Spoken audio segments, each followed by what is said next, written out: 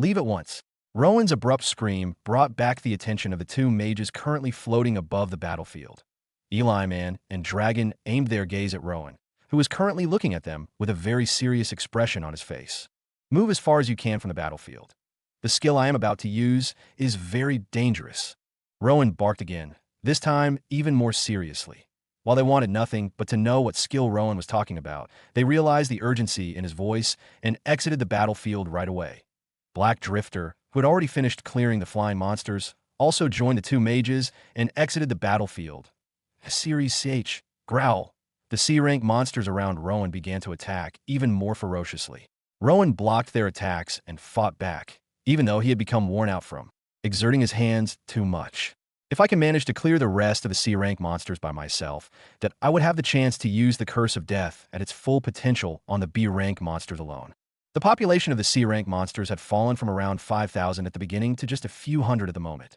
Thanks to his C-rank strength and the boosted damage dealt by the Soul Harvester, reducing their population was possible. Rowan decided to exercise a little bit of patience and clear off the C-rank monsters with his own strength, so the B-rank will be taken care of by the Curse of Death. Also, as he wasn't certain about how much area it would cover, it would be better to play smart that IT took Rowan about 20 minutes to finally kill the last C-rank monster, which walked on 2 legs and possessed 8 hands. Its body was as tough as a rock, and it took Rowan about 2 minutes of combat to take it down. Now that the C-rank monsters were dealt with, only the B-rank remained. Rowan estimated their population to be around 800, although their population was much lower than that of other ranks. Rowan knew not to mess with them. Unfortunately, the B-rank powerhouse did not share the same thought about him as one of them attacked. The B-rank monster had a humanoid build, but was about 13 feet tall. It possessed no eyes. Its head only had a big mouth filled with sharp teeth. Pressure. Once it sensed Rowan's presence, it opened its mouth and activated its skill. Following that, the gravity of the battlefield went up by an unfathomable amount. Rowan was pressed down by this immense gravity, and his movement speed greatly declined. FCK. Rowan cursed out loud. He didn't even get to taste how it feels like to attack a B rank before learning of their immense power. Having no other choice, Rowan activated the skill, Curse of Death. And it happened. Time slowed down momentarily. An ominous sound, unlike anything the world had ever heard, descended upon the battlefield. IT carried the weight of countless mysteries and horrors, defying any simple description. Sometimes it resembled the wailing of millions of souls, at others the sorrowful harmony of a million choirs singing. Accompanying the sound was total darkness. The sky above Rowan became as dark as the middle of the darkest night. This darkness began to spread with Rowan as its central point. It stretched toward the population of the B-rank monster, currently observing the mysteries with their powerful gaze. Rowan turned his back to his soldiers far away from the battlefield and realized the darkness was also spreading towards them. This caused his eyes to widen. No, not them. Rowan screamed in his mind. Fortunately, he quickly recalled that the rules of the skill stated that the area of effect depends on his power. Rowan placed all his focus on the current skill he had activated. With sheer willpower, he forced the darkness stretching towards his soldiers to halt. At the same time, he accelerated the darkness towards the monsters in less than 10 seconds. The entire B-rank monster population was trapped in the darkness. The monsters were used to fighting in the dark. Felt the oddity of this darkness. IT was nothing like they had ever seen or felt. For the first time, they felt extremely weak in the dark. Now, after the darkness had covered the B-rank monsters completely, Rowan barked and hurried the final stage of the Curse of Death at that moment. A gigantic holographic being appeared over the B-rank monsters. IT was completely shrouded in black. Misty robes that fluttered menacingly in the darkness. A gigantic scythe that oozed with death was grasped in its hands. It resembled the biblical Grim Reaper. Its appearance sent fear and horror into the hearts of the onlookers. Some of the villagers who were currently staring out their windows spotted the mysterious figure and froze on their spot. The soldiers who were standing at the entrance of the village quickly fell on their knees in fright. Eli Man, Dragon, and Merla were terrified beyond comprehension. They stood, frozen as their eyes fixed on the horror that had descended over the battlefield. This moment, the only human who managed to keep his composure was Rowan, and even he had a puzzled expression on his face. Meanwhile, the monsters stood beneath actual death. Once they noticed its presence there, carnal nature began screaming at them to run as far as they could. The monsters began shrieking and letting out other cries of fear that quickly created a cacophony of noise. They wanted nothing at this moment but to escape their fate. But it was too late, as they were already in the grasp of death, a state where escape was impossible. Under the frightful watch of everyone, the gigantic Grim Reaper waved its massive scythe, and everything took place in the blink of an eye, following a strong wave of ominous aura. The entire population of the B-rank monsters collapsed. Following the death of the B-rank monsters, both the Grim Reaper, the darkness, and the cacophony of ominous noise disappeared. Light returned to everyone, but unfortunately, it was unable to wash away the darkness left by death. In less than 20 seconds, the entire population of the monsters, one that would take several weeks for 100 Rowans to defeat, was slaughtered easily. Even though Rowan expected something like this, he was still baffled by the extreme simplicity. Not just that, the amount of evolution points and notification he received shocked him greatly. 879 B-rank monsters have been slaughtered. Evolution points plus 99,999,999, 100 X rewards activated. 9,999,999,900 has been added. You've obtained a new title. You've completely 879 B-rank monsters have been slaughtered. Evolution points plus 99,999,999, 100 X rewards activated. 9,999,999,900 has been added. You've obtained a new title. Monster Nemesis. Monster Nemesis. The strength of your monster opponents is reduced by 20% each time this title is equipped. Congratulations, you've entered the top 500 in the novice ranking. Current rank 377. Benefits of your new ranking will be discussed very soon. Congratulations, you've cleared one calamity. Just one calamity remains to evolve your territory. An influx of notifications flashed before Rowan's eyes, filling him with delight as he scanned through each update. The evolution points he earned by using the Curse of Death to slaughter the monsters were almost 100 times the points he spent to activate it. The effect of his new title was splendid, and his new ranking was truly something to rejoice over. At the same time, the soldiers who witnessed the monster's miraculous downfall began celebrating among themselves. They began making loud victory chants while hugging each other. Merla and Eli Man joined the celebration alongside everyone else. Dragon stood back and observed everything with a smile on his face. The villagers who had frozen at the sight of the towering Grim Reaper finally relaxed their minds and heaved sighs of relief. Rowan heaved a sigh of relief and turned to look at his soldiers, who were still rejoicing among themselves. Their joyful shouts reached his position. Just one calamity left to defeat. I wonder what it is. Rowan muttered as he struggled toward his people, exhaustion weighing on each step. He had been worn out greatly from the just concluded battle. Activating and controlling the Curse of Death took quite a toll on his mind. If he hadn't been a C-rank powerhouse with powerful mental strength, he would have collapsed right after unleashing the curse. Look, Lord Rowan is approaching, Winston called out, pointing as Rowan drew nearer. Everyone turned their attention toward him. He appeared quite small from their vantage point, still far away. I'll go fetch him, Dragon said, gathering mana before propelling himself toward Rowan. He arrived beside Rowan in a soft burst of energy. You did well, he remarked with a smile as he supported Rowan. Rowan returned Dragon's smile and allowed himself to be supported. I know I might be asking too much, but what kind of power was that? When did you get your hands on something so potent? Dragon was a wandering mage who had traveled many lands and witnessed all types of magic, yet he had never seen power like Rowan's. Naturally, he was curious. I can't discuss that right now. Not even in the future, Rowan replied with a gentle smile. If they learned the nature of his power, they would be greatly surprised, and word of it might reach those who would use it against him. The face of the sinister leader of the cult of Ember Justice flashed in his mind, and he shook his head. I have to prevent everything that happened here today from reaching others, Rowan muttered. You said something? Dragon asked. Nah. Please take me back to my people, Rowan replied. Dragon nodded, tightened his grip, and activated his flight spell. Lord Rowan, the Conqueror. Lord Rowan the Great. The people's welcoming shouts washed away the mild dizziness gathering in Rowan's head. He opened his eyes and beamed. Dragon set him down amid the jubilating crowd, and they quickly surrounded him. Their jubilation swelled louder still. Excitement and sincere gratitude were evident in their voices. Your people wish you the best. 3 of your soldiers pray the ancestors bless you with hundreds of offspring. Your people wish you prosperity and more strength. Several soldiers' wishes that the gods bless you with an harem or beauties. Rowan read the notifications with a bright smile on his face that ached that moment. His mind flashed back to the time he awoke in this world. The first meeting with the people, the first war, his first evolution, his wedding, and every other event that had taken place in such a short time. As these memories rewound, the smile on Rowan's face grew even wider and brighter. Merla and Eli Man, standing not far from the jubilating crowd, watched with gentle smiles on their faces, but their minds were far from settled. Merla leaned closer to Eli Man and whispered, "That power. What was it? Believe me, I have no idea. That power is unlike anything I've seen, several times more powerful than any spell I've ever witnessed. Yeah, that power is in a league of its own that I wonder how someone like Rowan managed to get his hands on something so potent. Who knows? But one thing is certain. He's no ordinary person, and his people are not ordinary at all.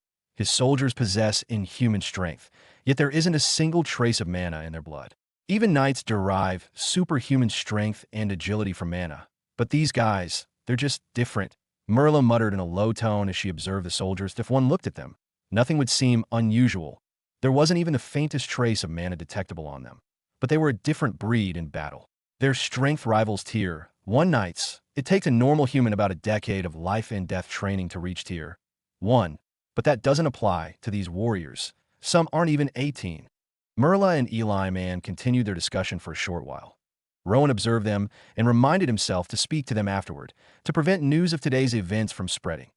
The jubilation was still ongoing at the battlefield entrance, when suddenly Riella and several villagers ran toward them, concern and worry etched on their faces. "Rowan," Riella called out in a worried tone.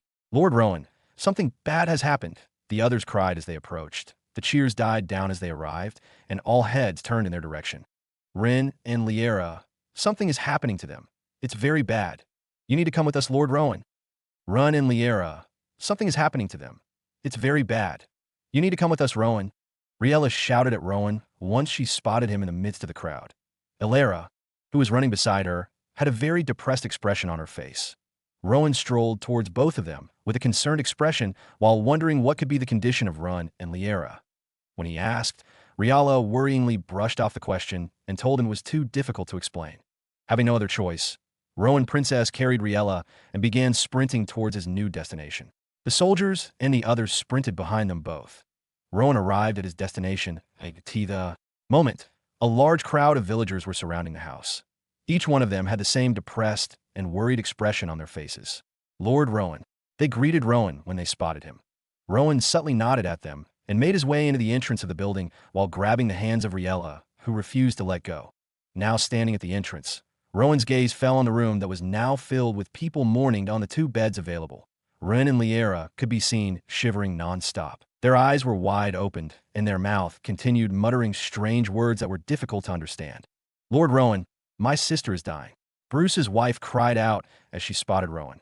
Rowan could only ignore her cries as he had no answer for the current situation. What is happening this time? System run analysis. Nevertheless, even with the analysis of the system, Rowan was still unable to find out what was happening at that moment. Eli Man and Dragon, who flew their way down, finally arrived and strolled closer to the commotion. Eli Man analyzed the situation with a frown on his face, and a single phrase quickly appeared in his mind, one that he immediately blurted out. "The mindless curse." Rowan tilted his head in the direction of the voice, confused. "Mindless curse." Eli Man nodded and walked even closer. It started appearing around 6 months ago. Each month, at least a dozen people suddenly fell into an unending slumber. Frequently, they experience something similar to what these two are currently experiencing. Sometimes they just wake up randomly and start spurting nonsense for quite some time before falling back asleep. Rowan found his narration very similar to what has been happening to Run and Liera for a long time now. That is exactly what these two have been going through for quite some time. "Have you guys been able to find a cure by any chance?" Rowan asked in a really concerned tone. At the moment, everyone in the room turned to look at Eli Man with worried and curious expressions, awaiting his response. His next words would determine the mood of these people for quite a long time. Even Rowan felt uneasy as time went by without an answer from Eli Man. "Luckily, there's a cure," Eli Man muttered with a bright smile on his face. His answer made everyone, including Rowan, to subconsciously heave short sighs of relief. Even Dragon became extremely interested in the discussion. "I think the cure is something you would like to hear alone," Dragon suggested. Rowan immediately understood the situation and nodded. "Everyone, stay calm. As you guys have heard, there's a way to save Ren and Liera," Rowan announced in a gentle tone. At the meantime, I want to personally inform you guys that the war with those monsters are finally over and victory is ours. Your fathers, husbands, and brothers are currently on their way here. They have fought very hard to ensure your safety, so please celebrate with them instead of making them worried. Rowan continued. His announcement of victory was not meant with as much delight from the crowd as he previously expected. Only about half of their villagers whose relatives had gone to war felt relieved and delighted. Nevertheless, at the same time, they could not properly rejoice due to the sorrowful atmosphere of the place. Rowan heaved a sigh and signaled for Eli Man and Dragon to come with him. Dragon and Eli Man strolled as far away from the villagers as possible before opening discussions. Once they were further enough, Rowan ignited the discussion and asked the question troubling him. There's really a cure, Rowan, but the cure is risky and has a low success rate, Eli Man responded. It involves using a powerful evil invoking spell to summon evil spirits that had stepped their feet in your territory. The last time one was done in my academy, we ended up summoning thousands of evil spirits that wreaked havoc and tried to control the mind of every human surrounding them. Some of these evil spirits are very weak. These include the ones responsible for minor fevers and bad luck, and there are powerful ones who are able to control the mind of their victims into doing harmful things.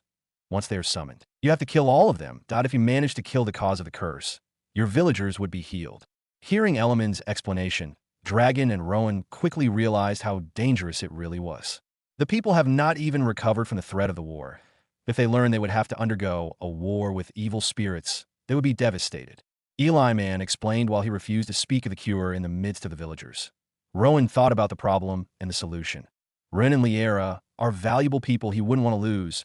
Both of them possess a unique set of skill and knowledge that are essential to the development of his territory. Rowan had to consider if he was willing to risk endangering the life of the villagers in order to rescue those two. Is there any way to prevent those evil spirits from harming the villagers? Rowan asked, frustration etched on his voice. Eli Man shook his head, removing every hope Rowan had. How about we build a magic formation to trap the evil spirits once they are summoned? Dragon spoke up. Unfortunately, that is not an option. The potency of the evil spirit's invoking spell makes the evil spirit invincible to such inconvenience. Dragon heaved a sigh of disappointment. Rowan thought about the situation for a few minutes more and heaved a sigh. He turned to Eli Man and asked, how easy is it to kill the evil spirits? Pretty difficult. Weapons are ineffective. Except spirit magic. No other magic spell can affect them, Eli Man responded. But there is an exemption for you. Oh, why do you say such? Because you possess one of the most powerful mythical weapons. It can slay every entity, including spirits. Hope finally returned after hearing this statement from Eli Man. Rowan's expression brightened, and he turned to look at Eli Man. How long would it take to prepare this spell? Eli Man explained to Rowan that it would take at least 48 hours to get things ready, since he would have to travel down to a well-established market to purchase every required item. How much would it cost? About 5,000 gold coins, but do not worry about the money. That has been a long time since I spent my own gold. Let me take care of this. Rowan observed Eli Man for some time, wondering just how rich he was. He did not bother to persuade him to accept his money and thanked him instead. I'll leave in a few hours. I need to recover the mana I lost in the battle. I understand. Rowan brought out some mana stones from his inventory and passed them to Eli Man. Thanks a lot, man, Eli Man said as he accepted the mana stones and shook Rowan's hand. He asked for a quiet place to meditate and recover his mana. Dragon decided to take him to the meeting hall.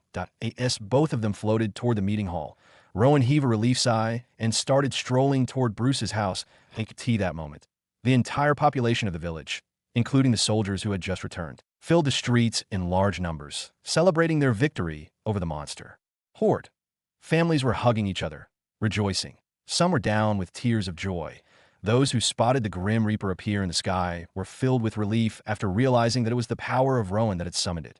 They were filled with admiration for Rowan when they heard he slaughtered hundreds of powerful monsters in mere seconds with that power. Rowan had a smile on his face as he approached the crowd. He was pretty relieved that they were able to celebrate the victory. Lord Rowan the Conqueror, Lord Rowan the Great. They began chanting his name when they spotted him. Rowan flashed them a gentle smile as they began gathering around him. They chanted his name even louder. Rowan let their cheers wash over him. At a moment like this, the celebration of his people was not only a boost of motivation to do more, but also a moment that calms his mind of so many problems as usual. Rowan addressed them briefly and promised them that very soon, the village would reach a new era of happiness and development. This promise wasn't simply for the sake of talking. After the last calamity was settled, the village would most likely evolve and a lot of things would naturally improve. The last time, the farmland was more fertile and the soldiers became stronger. This time, Rowan wondered what the effect might be as for the third and final calamity. Rowan predicted that the evil spirit summoning ritual to get rid of the curse on Run and Liera would count as one. The crowd resumed their celebration. Riella found Rowan and both of them strolled together. Although Riella was concerned with the condition of Run and Liera, she ensured to make the moment with Rowan as romantic as possible. She clung onto his arms as they strolled around, and both of them flirted with one another. Once they arrived at their room, they shut the door behind them and engaged in subtle, intimate moments that lasted for about half an hour. For the first time, Rowan fell asleep right after their intimate session. Without proper sleep, he was still very worn out from the war. He had used the last bit of strength within him to settle the issue of Run and Liera and to satisfy his wife. So he immediately fell asleep. While Rowan was peacefully asleep, Riella sat down beside him and observed his body with a smile on her face. She still wondered what mystery her husband hadn't revealed yet after the last conversation with Lavarina a few hours ago. Riella's curiosity about the powers of Rowan piqued. The conversation began right after the Grim Reaper appeared in the sky. According to Lavarina, Rowan is the first to use such power. She mentioned that only those blessed by a powerful good force and those that possess a fate that defies heaven can use the cheat-like power of summoning death. According to Lavarina, even she could not use such power, even if she wanted to. I am 100 times stronger than your husband, yet even I cannot wield such power without risking immediate death and my soul being erased from existence by the Almighty One. That your husband's strength is extraordinary. Riella, a force surpassing mortal understanding and rivaling the divine. And no being could match him. Even I, a goddess, would consider it the highest honor to become one of his concubines. When Lavarina mentioned those words, Riella felt a pang of jealousy and, at the same time, a wave of pride knowing she was his wife and his first love. She felt even safer in his presence. Even if the situation was a life or death, she would bet her life that Rowan would pull out of it successfully. She subconsciously whispered a love confession while looking at him. She kissed his lips softly and lay beside him. Meanwhile, at the same time, Eli Man finished his mana recovery and was prepared to exit the village to go purchase all the needed resources for the ritual. As he strolled out of the meeting hall, he met Merla waiting for him outside. Eli Man flashed a smile as he strolled toward her. Merla smiled back, but it was short-lived as a worried expression soon appeared on her face. "You're planning to do it?" she asked. "Do what?" Eli Man lifted an eyebrow at her question. Merla realized the oddity of her question and blushed a little bit, but she quickly regained her composure and rephrased her question. "Oh, you mean the evil spirit summoning ritual? Yeah, Rowan and I have agreed on it. But you know how risky it is?" Merla asked worryingly. The last time such a ritual was held, she lost two of her best friends who were consumed by powerful evil spirits and ended up killing themselves. The gory scene of her friends exploding their own head replayed in her mind. "I know how risky it is, but those dangers can be avoided as long as Rowan is with his sword," Eli Man convinced her. But Merla was still worried. "I bet you have some really dark memories with this ritual." "I do too. Most of my schoolmates went mad and started slaughtering each other. I promise you none of that would occur this time." The next morning, Rowan woke up pretty early and left the house to stroll around the village a little bit. Black Drifter in its miniature form rested on his shoulder, and Blaze walked beside him. The three of them strolled around the village where most of the villagers were still asleep. "Rowan, you are up so early?" Dragon spotted the three of them and greeted them. Rowan nodded in response. "I have something that would interest you. Come take a look." Dragon invited him into his house. When he arrived inside, he was shocked to see dozens of extraordinary-looking scrolls and books resting around the room. With his inspection skill, Rowan checked the description of the scrolls and was surprised to find that each of the scrolls contained either a skill or a spell. Not a single one was ordinary. While inspecting them, he even spotted some of rare elements like dark, light, blood, and even summoning. "Where did you get all these from?" Rowan asked. Interest in his voice, he picked one of the scrolls on the table and studied the skill written on it. Unfortunately, it was just a C-rank beast taming scroll, which was far weaker than his own SS-Rank beast taming skill. "I extracted them from the corpse of a deceased in our battle with the cult of Ember Justice, a former wanderer. I simply could not let go of them." Dragon responded with a smile. Rowan nodded his head. "This is great. It would cost me a lot of gold to purchase most of the skills and spells in this place. I never thought of something like this. If I had known, with my superior movement speed, I would have been able to collect more spells." Rowan thought with a regretful expression on his face. There are so many fire magic spells here. In fact, any affinity you want, as long as it is not divine spells, you can find them here. Look, this one here is a spirit magic spell. I kept it aside for Riella. Dragon grabbed a scroll and passed it to Rowan. Rowan read the details of the scroll, which was titled Spirit Servants, that it allows the wielder to summon weak spirit to complete simple tasks that IT could be categorized as a support spell. Rowan knew that it would go a long way for Riella, so he stored them in his inventory. I would like to go through all of them and find the ones I need, Rowan told Dragon. Feel free. That was the reason I called you here. Rowan nodded and proceeded to scan all the scrolls in the room, looking for the perfect skills and spells. There are different categories of skills and spells. There is even a spell that removes all sorts of acne from the faces of the user.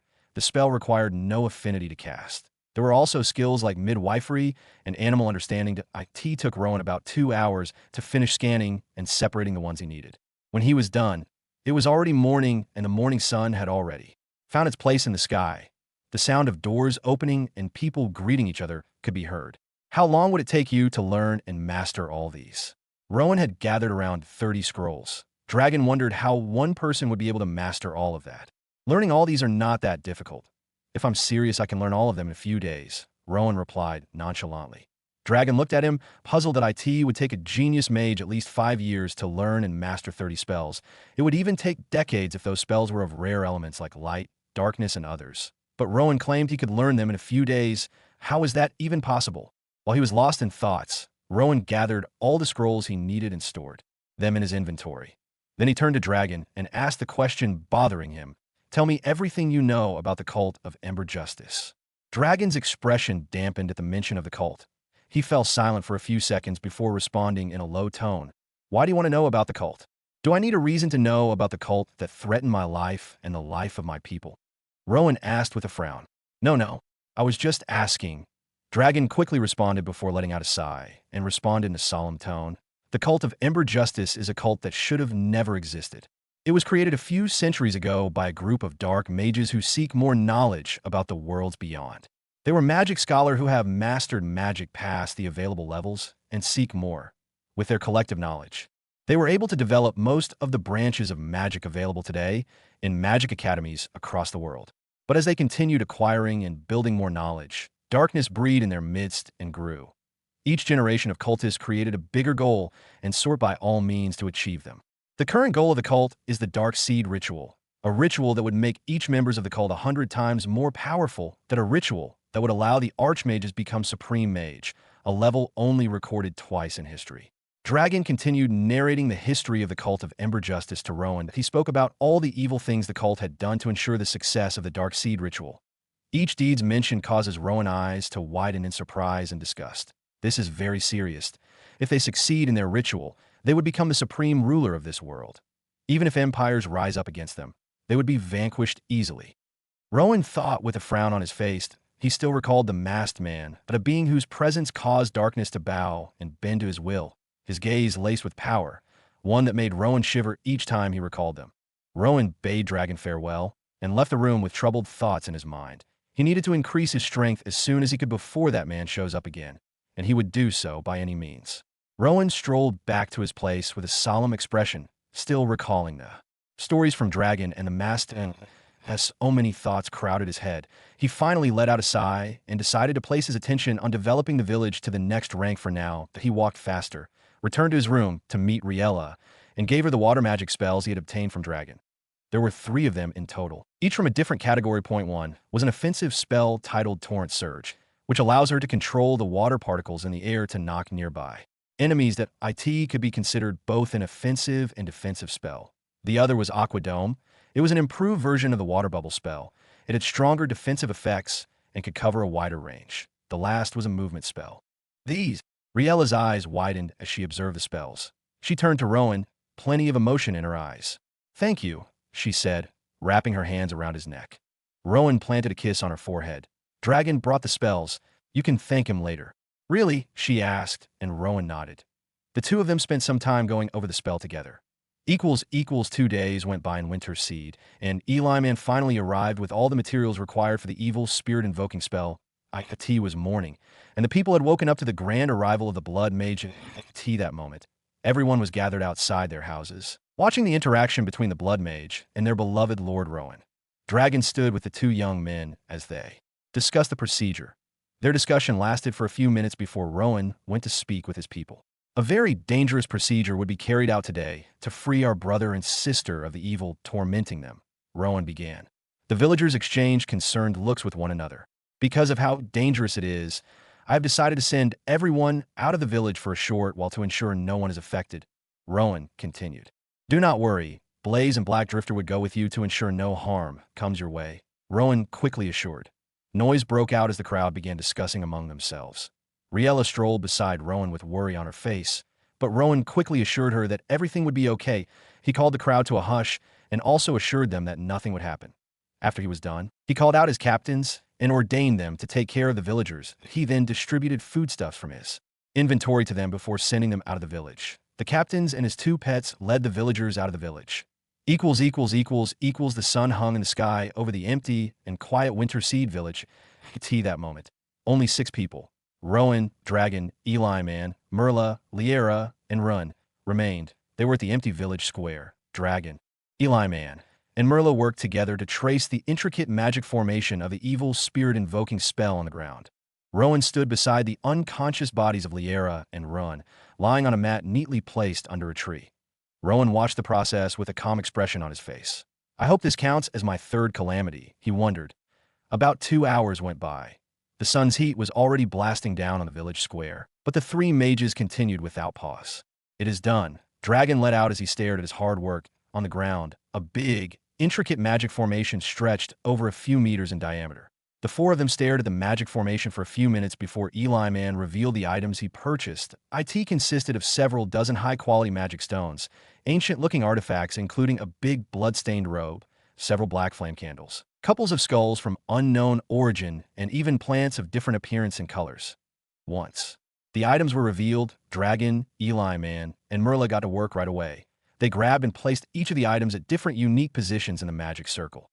The positions where the items were placed seemed to be very important, as the 3 of them spent another 1 hour analyzing them. Eli Man even brought out an ancient-looking book and studied its text, passing it to Dragon and Merla to study as well. Rowan could only watch, as he had no idea about the process. The only reason he even remained was because he possessed the weapons that could slay the evil spirits, and because it involves his territory. After some time, Dragon, Eli Man, and Merla came to a conclusion that the formation was ready. The 3 of them debated amongst themselves, and Eli Man was picked to utter the chant for the final activation of the spell. Eli Man cleared his throat and began chanting. As he began chanting, the lines of the formation gradually lit up. The black flame candles lit up afterward. The blood-stained garment placed at the middle of the formation levitated off the ground, reaching a height of over 10 feet. The plants in the formation were suddenly engulfed in black flame, similar to the one burning in the candles. After a few seconds, they were quickly consumed and quickly dispersed into white smoke that gradually increased in size. Within a few seconds, the white smoke had already formed into a thick fog. Ready your sword, Dragon whispered to Rowan. Rowan obliged and quickly equipped the Soul Harvester, its unique appearance glimmering in the sunlight. Merla's expression turned serious as she took several steps back. A special part of her memory resurfaced, causing her to treat the magic formation more seriously. Meanwhile, Element's chanting continued, his voices becoming louder by the second. A deafening cry echoed from the formation. The cry was high-pitched and loud, causing Merla, Dragon, and Rowan to block their ears. Eli Man did not bother covering his ear and simply continued with his chanting. That moment, the evil spirits revealed themselves. For a moment, Winter Seed was shrouded in total silence as time seemed to come to a halt. The middle of the village, fog appeared. Gradually and slowly, it stretched and covered the village and its surrounding. An eerie sound reminiscing of an endless cry echoed across the area the fog covered. Standing at the heart of the fog were Rowan, grasping his sword as his eyes fixed ahead of him. Beside him was Eli Man, who cast a defensive blood magic spell on himself. A blood-red full-body armor shrouded him. Dragon and Merla were a few meters away from the heart of the spell. They too cast defensive magic spells over their bodies. They would appear soon. Eli Man whispered to Rowan, though his words were the call to the evil spirits. Several dozens of them appeared. Floating several meters above the ground were entities of different appearance and height. Few of them were humanoid masses of swirling white mist. Another cast were red, about the height of a human adult. and others were either encompassed in black mist and were of varying heights, some even towering over 10 feet. The evil spirits first floated above the magic formation as they settled upon their new environment. Their eyes soon found Rowan and Eli Man. Shrill, a horrifying howling sound escaped from their mouths as they began drifting at insane speed toward Rowan. Rowan smirked and locked eyes with the approaching enemies and clutched his sword. He gave a signal for Eli Man to move back before disappearing from his location, with a speed incomprehensible by mortal eyes. Rowan leapt several meters into the air and came in contact with the evil spirits. He whipped the Soul Harvester forward with insane speed, slashing through the bodies of the evil spirit. His sword easily went through their ethereal bodies as easily as a hot knife went through butter. A shrill howl echoed from the evil spirits as the familiar hands of death gripped them. The evil spirits are spirits of those who had already experienced death, but never crossed the physical realm. They possessed innate immortality. They could not be killed easily, especially by physical weapons. Unfortunately, the Soul Harvester was not ordinary. They were greeted with severe pain and shock as the weapon tore through them easily, giving them an unexpected second death. Their high-pitched shrill cries echoed across a wide range as they disappeared. Rowan received dozens of notifications from a single swing of the Soul Harvester, but he continued, zapping through the air, bringing down dozens of evil spirits at once. The dying cries of the evil spirits spread across the entire village. If anyone were strolling past the border of the village at the moment, they would think that the village was haunted. Well, they wouldn't be wrong. Merla and the others observed the intense battle between Rowan and the evil spirits. The battle grew more intense as more and more bigger and stronger evil spirits revealed themselves and charged at Rowan. Merla made her way toward the unconscious bodies of Liera and Rowan, who were only a few meters away from the active area of the evil spirits.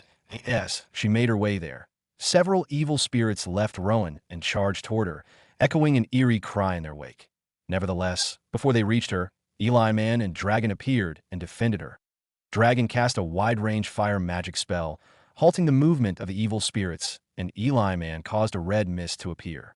The evil spirits' frustrated cries echoed as the two mages blocked their onslaught. They had considered Merla an easy target and were about to inhabit her body when the two of them showed up and ruined their plans. Rowan, who was battling the other evil spirits, noticed the activities and frowned. He returned his focus and moved at even more insane speed. Time went by gradually, and Ragnar had already slain over 300 evil spirits that emerged from the magic formation. The evil spirits were considerably weak and gave only a small amount of evolution points, the same amount D rank and C rank monsters would give. While they were weak, their immortal-like ability made them formidable.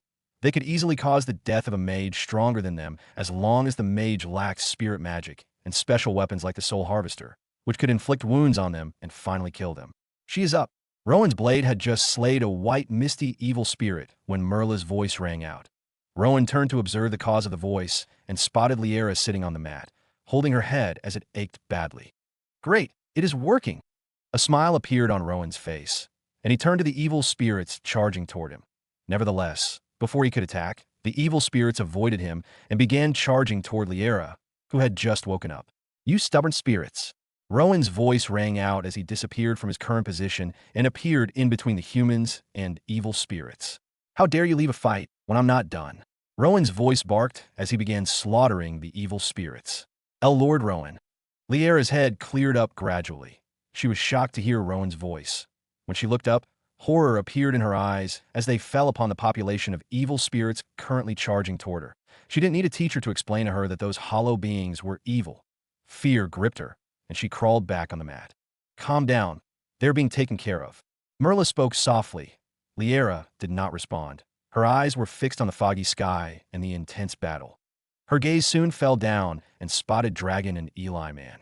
She recognized Dragon, but she could not recognize the handsome red-haired young man who was spewing red mist from his hands. She even turned to her side, and she couldn't even recognize the face of Merla consoling her. What happened? Her head began to ache as she tried recalling past events. The more she tried to recall, the stronger the ache became. After trying hard for some time, a particular image appeared in her memory, and her body tensed. She let out a horrified cry and grabbed her head that began to ache even more. Liera's horrified cries echoed across a wide region. Merla tried calming her down, but it was futile. While she cried, Her voice seemed to act as bait, causing most of the remaining evil spirits to charge toward her location, attempting to take over her body once again. Fortunately, Eli Man and Dragon were on the ground. While they could not directly kill the evil spirits, they were able to block their advances.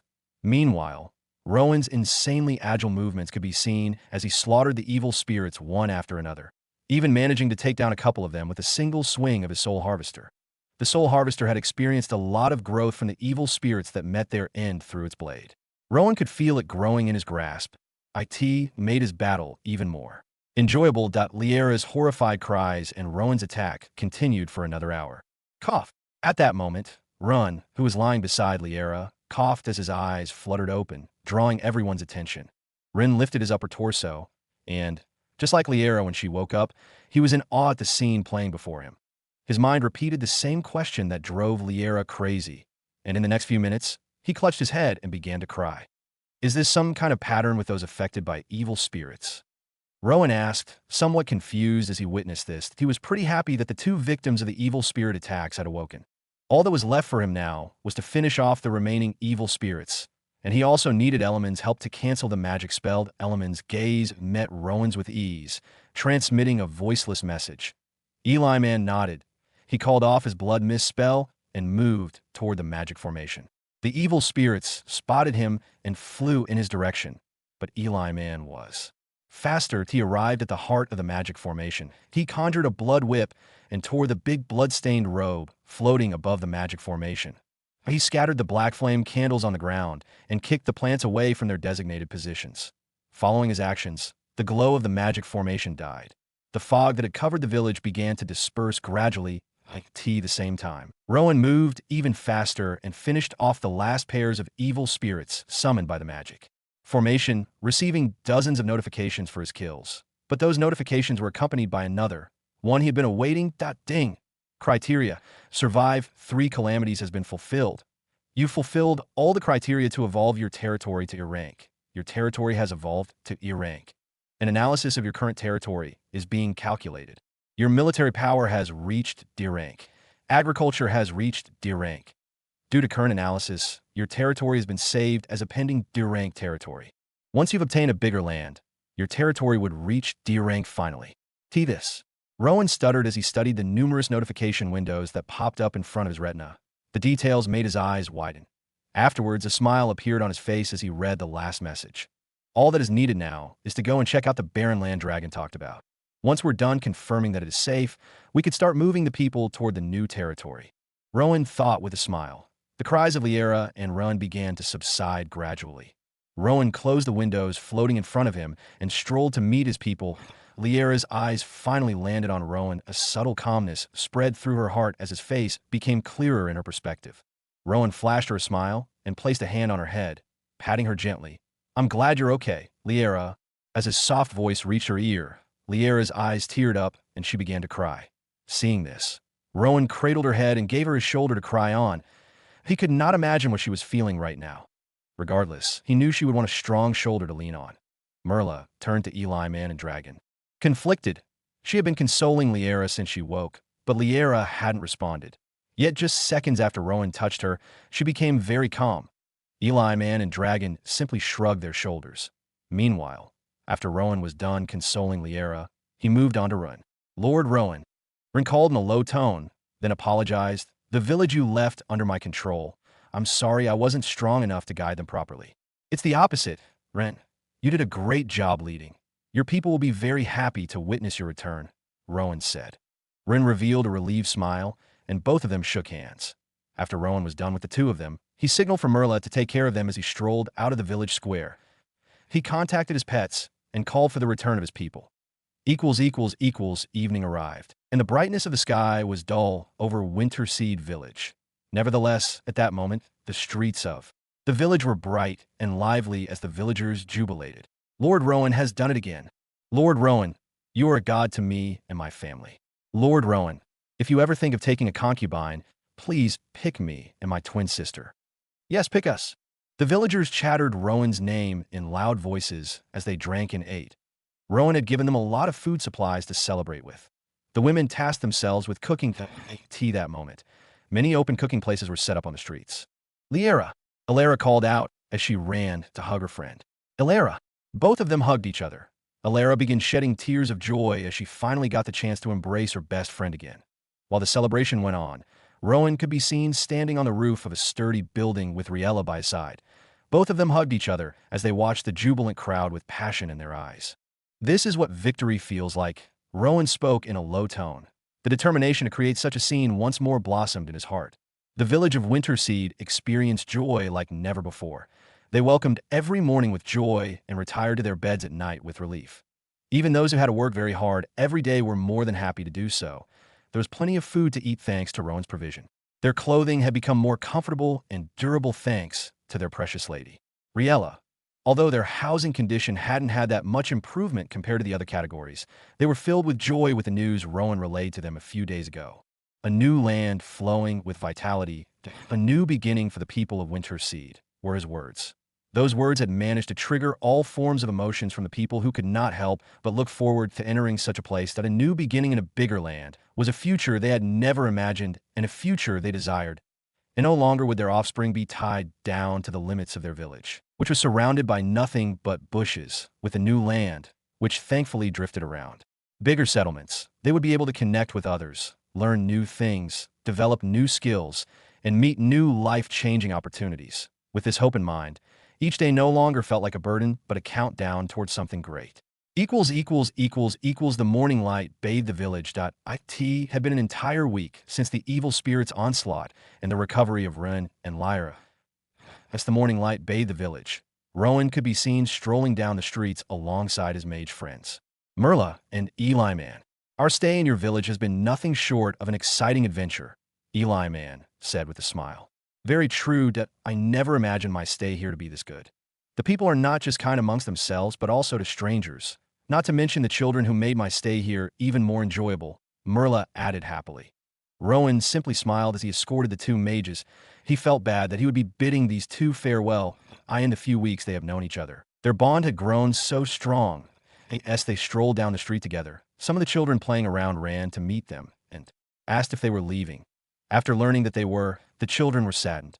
Unfortunately, both of them could not stay as they had their own families awaiting them. Not to mention that Eli Man was the son of the lord of a big and powerful territory, and Merla was a student of a prestigious magic academy. As they reached the border of Winterseed, their reluctance to leave the village grew even stronger. Eli Man turned to Rowan with a solemn smile and handed him a small, fist-sized gem. This is a commutation gem.it is one of the new developments of my father's craftsman before my departure. We could use it to communicate with one another a few times before it runs out of function, he explained. Rowan held the gem in his hands that a description appeared over it, and it fit exactly what Eli Man explained. Rowan returned his gaze to his friend and smiled. I will keep this with me at all times. Unfortunately, I do not have one of such precious communication artifacts. Merla let out with a wry smile. But whenever you pay a visit to Blazoria Kingdom, come to the third school of magic and ask for me. Rowan nodded his head. The three of them stood and observed each other with an awkward silence hanging around them. Farewell, brother. Eli Man stretched his hand out and shook Rowan's.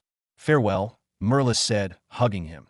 After exchanging their farewells, both of them turned to look at the village one more time before Eli Man brought out a flying magic artifact from his inventory. He carried Merla on it, hugging her by the waist as the flying artifact gradually levitated. With a final wave, the magic artifact blasted away at insane speed, the wind howling in its wake. Rowan observed the magic artifact for a few minutes with a calm expression before heaving a sigh and strolling back. Inside the village. Too bad they could not stay longer. They would have been a great help with the new territory dragon had gone to check out, Rowan muttered as he strolled back to his place. Lord Rowan. A familiar voice called his name. Tilting his head in the direction of the voice, he saw Liera and Alara strolling towards him with smiles on their faces. Both ladies looked really healthy and happy. Their skin shone under the morning sun without blemish. Their smiles glimmered like ripples across a moonlit lake. Strolling beside them was Blaze. The perverted wolf pet of Rowan had spent most of its time for the past few days with Liera. Rowan could not help but scoff at it. Alara, Liera, you two look very awesome this bright morning, he greeted the ladies with a smile, ignoring Blaze. Not nearly as awesome as you, Lord Rowan, the two of them replied. Haha, you flatter me too much, Rowan replied with a calm smile. I was just about to show Liera how far our livestock are growing. You should come see them, Lord Rowan, they've grown so much, you won't believe it, Ilaris said happily. Sure, it's been a while since I visited the farm. I think this would be a perfect time. Great. Ilara jumped up, excited. The four of them strolled together to the livestock shelter, discussing the village and the new joyous atmosphere that hung over it. Both ladies did not stop thanking Rowan for his actions, especially for Liera's recovery.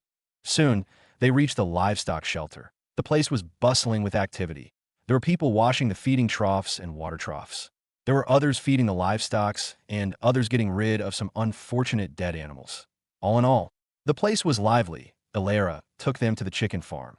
The birds had grown so much. Although they were just a few weeks old, they were already robust like month-old chickens. The other animals were in good condition as well. Rowan returned from his visit to the livestock shelter. Darling, Riella blasted his name as he got inside the hut. Take a look at this. She handed him one of his newly made robes that he hadn't even worn yet. The formerly plain black robe now had a neat embroidery on it, resembling the head of a dragon. Rowan took the robe and observed it. A description popped up. Underscore, enchanted robe. A robe that has been enchanted with enchanted embroidery. Effect, fire power. When equipped, fire magic attack power increases by 25%. Wow. Rowan's eyes widened. Riella, this is great. He turned to her and complimented. This is a new league above your previous works. Your mastery of your skill has increased. Riella met Rowan's praises with a smile on her face and said, This is best for your fire magic affinity. That I was planning to make one for my water magic affinity, but I ended up making yours because I could not stop thinking about you. Rowan's heart melted at her words, and a smile blossomed on his face. He hugged her and patted her back while whispering his appreciation in a gentle voice. While hugging her, his mind could not stop thinking about the potency of her talent. What she had just made casually in less than 24 hours could be compared to magic artifacts crafted in days or even weeks if they were in a magic-civilized society. Riella would definitely rise in both fame and wealth with such a skill. About the last part, if the dragon trip was successful, it wouldn't be long before her fame grew in the new land. Such a skill would bring both the negative and positive aspects of fame. While good mages would patronize her, there would definitely be dark organizations trying to abduct her to use her skill to their advantage, Rowan thought. Unfortunately for them, I would always be there beside her. While Rowan and Riella shared their romantic moment, Dragon arrived from his 6-day-long trip. Lord Dragon is back. The people venturing the streets of the village spotted him, quickly gathering around him as they demanded tales of his adventure. Father said there might be dragons in the new land. Did you see any of them? A kid dragged his clothes and asked curiously, Is it true that the land is magical? Including the adults, everyone gathered around Dragon and requested stories. Dragon smiled wryly. If only they knew what truly existed in that land. I'll tell you guys lots of stories. But before that, I have to report my findings to Rowan, he said, waving the crowd away, paving his way toward Rowan's hut. Rowan had already strolled out his hut after hearing the commotion outside. We need a quiet place to discuss, Dragon said as he saw him. Both of them then strolled to the meeting hall, which was mostly quiet. How was it? Rowan inquired, clearly impatient to hear his findings. Dragon's face twisted into a worrisome expression as he began narrating his experience to Rowan. It took him a good 20 minutes, consisting of several emotional shifts, before his narration was completed. The reason why the land was deserted in the first place was due to the appearance of a demon lair. Rowan asked. Dragon nodded softly. The presence of the demon lair has made the land barren, unhealthy for plants, and deadly for humans. That is the only explanation for why such a big territory was deserted. Rowan nodded his head as he understood Dragon's explanation. Since he had played the game before reincarnating in this world, he knew what a demon lair was. The demon lairs exist in plenty of forms, including pits, rifts, and even towers. They're filled with demon race entities who share a deep hatred and bloodlust toward humans that in the game. Players were considered extremely unlucky if a demon lair appeared in their territory. The lowest grade demon lair, Menace grade, was already D rank. /N.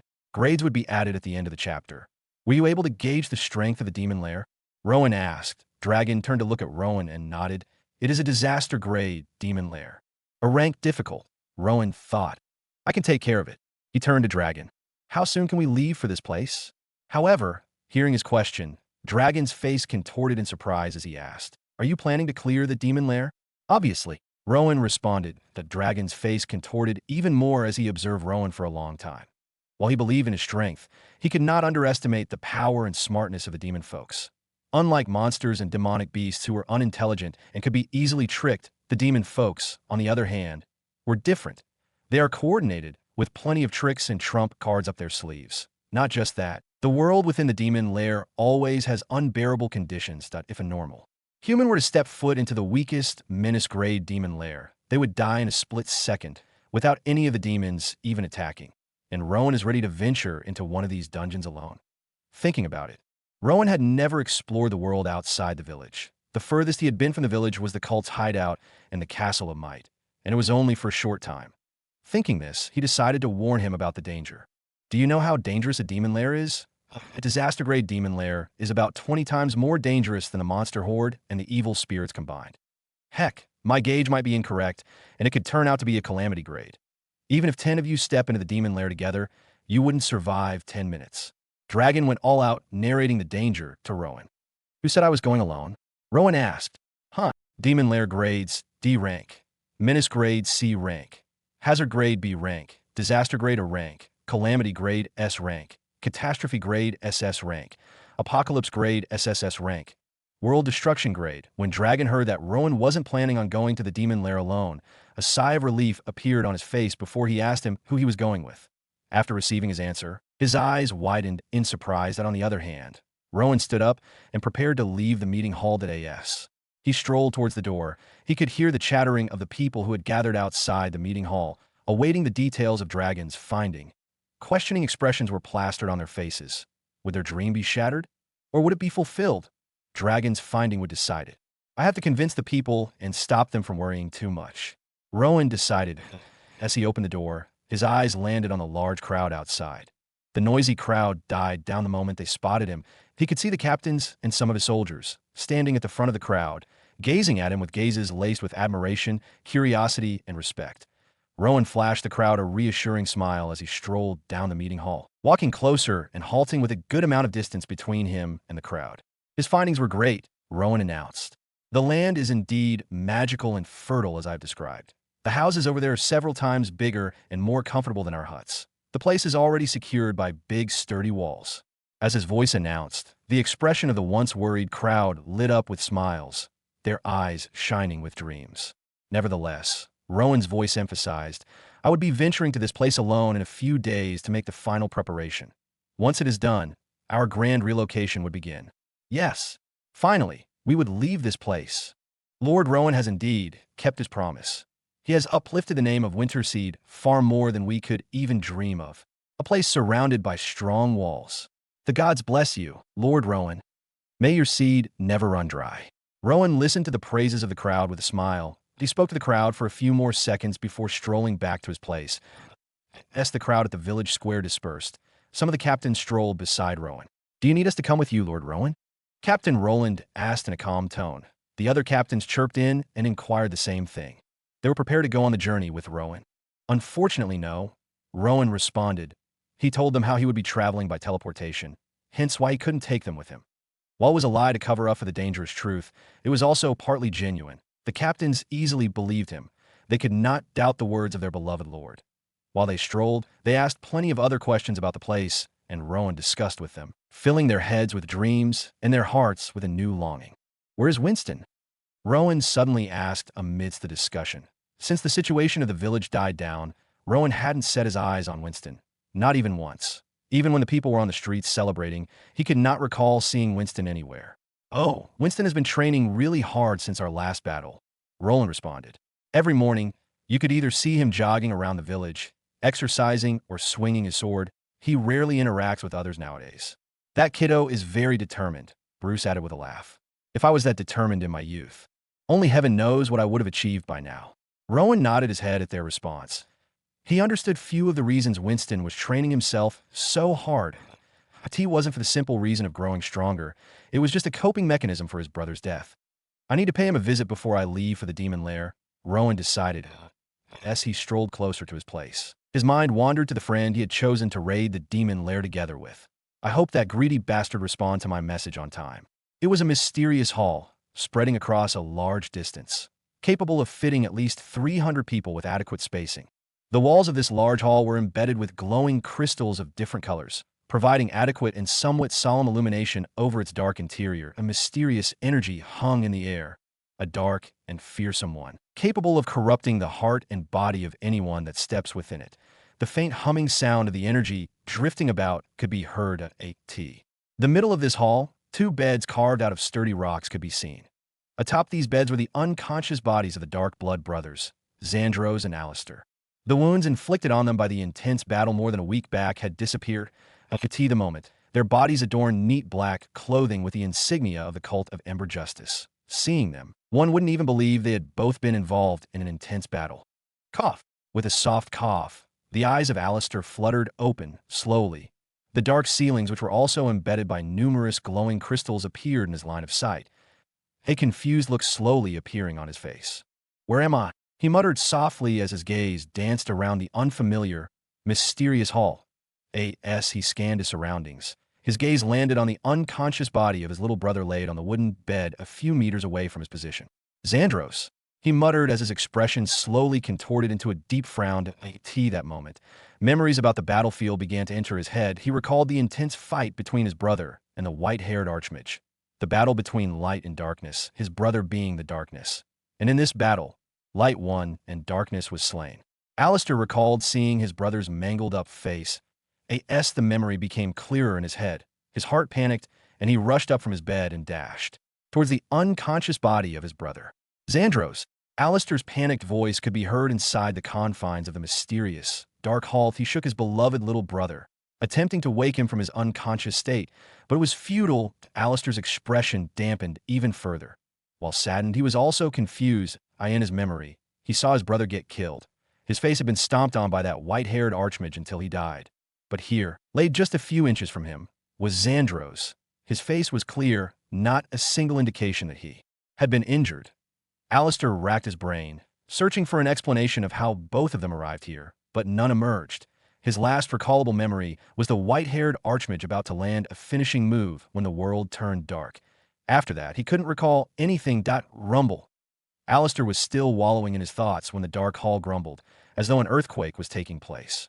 Following the quake was a heavy, creaking sound. Alistair's eyes moved in the direction of the creaking. A towering door, more than 12 feet high, was opening.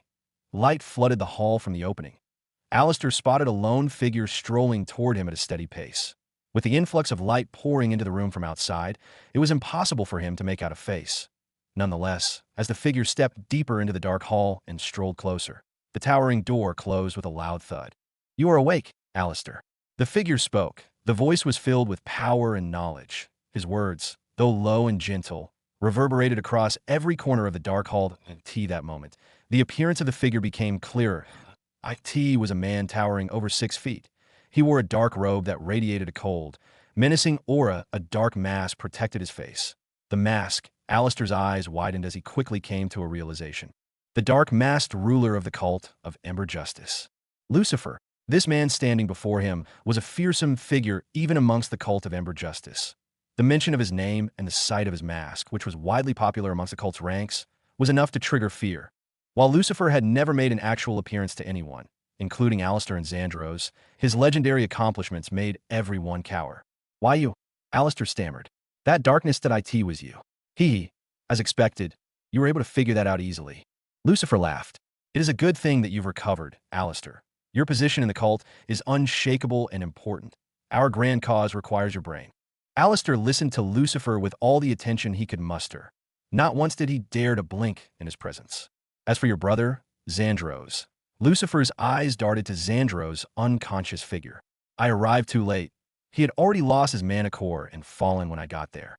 Hearing the report of the man who saved him from certain death about his brother's condition, a worried expression appeared on Alistair's face as he asked, "Will he be okay?" "Fortunately, yes, I have taken care of him. His face and body were originally mangled and broken, but thanks to my healing magic, those have been fixed." Lucifer responded and continued, "Unfortunately, I cannot tell when he would become conscious again or if he ever would. But you said he would be okay." Alistair's voice broke down in sadness and frustration. "Whether he wakes up or not depends on him for now. His body is in perfect condition, but the same cannot be said for his soul. His soul is trapped, and only he can free himself," Lucifer explained. Hearing him, Alistair's expression contorted even more. He looked at his brother as his mind began to recall all the memories they had shared since birth, how they had always worked together for the cause of the cult. The same cult their parents worked hard for and died, and he couldn't afford to lose his only family in the world. Lucifer observed Alistair's expression calmly before heaving a sigh as he, too, observed the unconscious body of Xandros. Too bad, the cause would be delayed if he doesn't get up on time. He thought that a few minutes went by in solemn silence. Alistair retracted his saddened gaze from his brother. His expression contorted into a cold and vengeful one as he clenched his fist and gritted his teeth. Seeing this, a smirk appeared on Lucifer's face, hidden by the dark mask. "You want to have your revenge, right?" he asked. "I will kill that bastard with my own hands for what he has made my brother go through. I'll start by slaughtering all his loved ones," Alistair swore. Lucifer laughed heartily. "It is great to have you back, Alistair." Alistair nodded his head calmly. Lucifer waved his hand in the air, and an ethereal red, glowing gem appeared.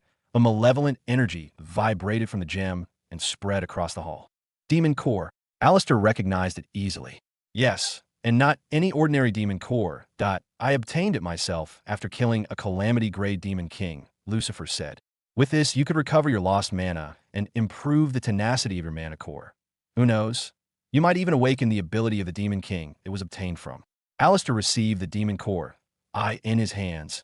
It buzzed with a powerful energy, one far more potent than every superior-grade mana stone and monster core he had laid his hands on.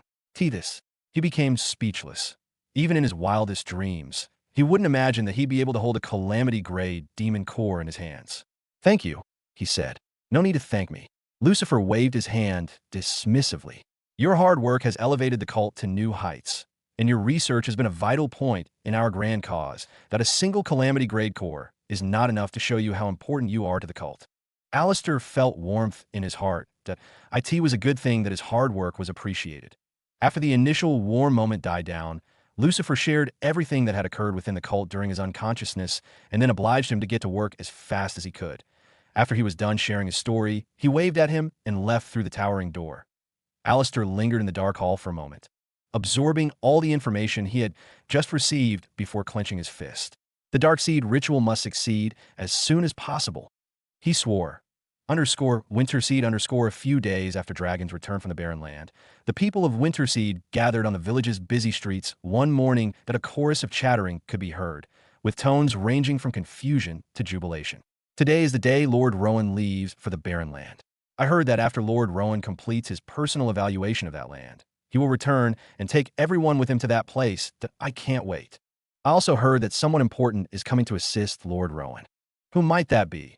Is it the red-haired blood mage or the beautiful summoner? They only left less than a week ago. I don't think so. It might be that handsome guy," the crowd discussed amongst themselves. The morning sun bathed the crowd in its glow, a perfect complement to their positive spirits. That moment, standing atop the roof of one of the houses, was Rowan. He was wearing a black robe that Riella had made for him. A beautiful dragon embroidery was sewn onto the fabric, giving it a subtle spark. That Rowan's eyes scanned the crowd, whose eyes were fixed on him. That the serious expression was plastered on his face as he did so. "When is he arriving?" Rowan muttered with a small frown. How could someone who has all the top-notch flying artifacts and collections of teleportation spells be so late? Rowan's eyes continued to scan the crowd as he muttered to himself. He decided to address the crowd a little bit as he awaited the arrival of his accomplice. He began by greeting the people as usual.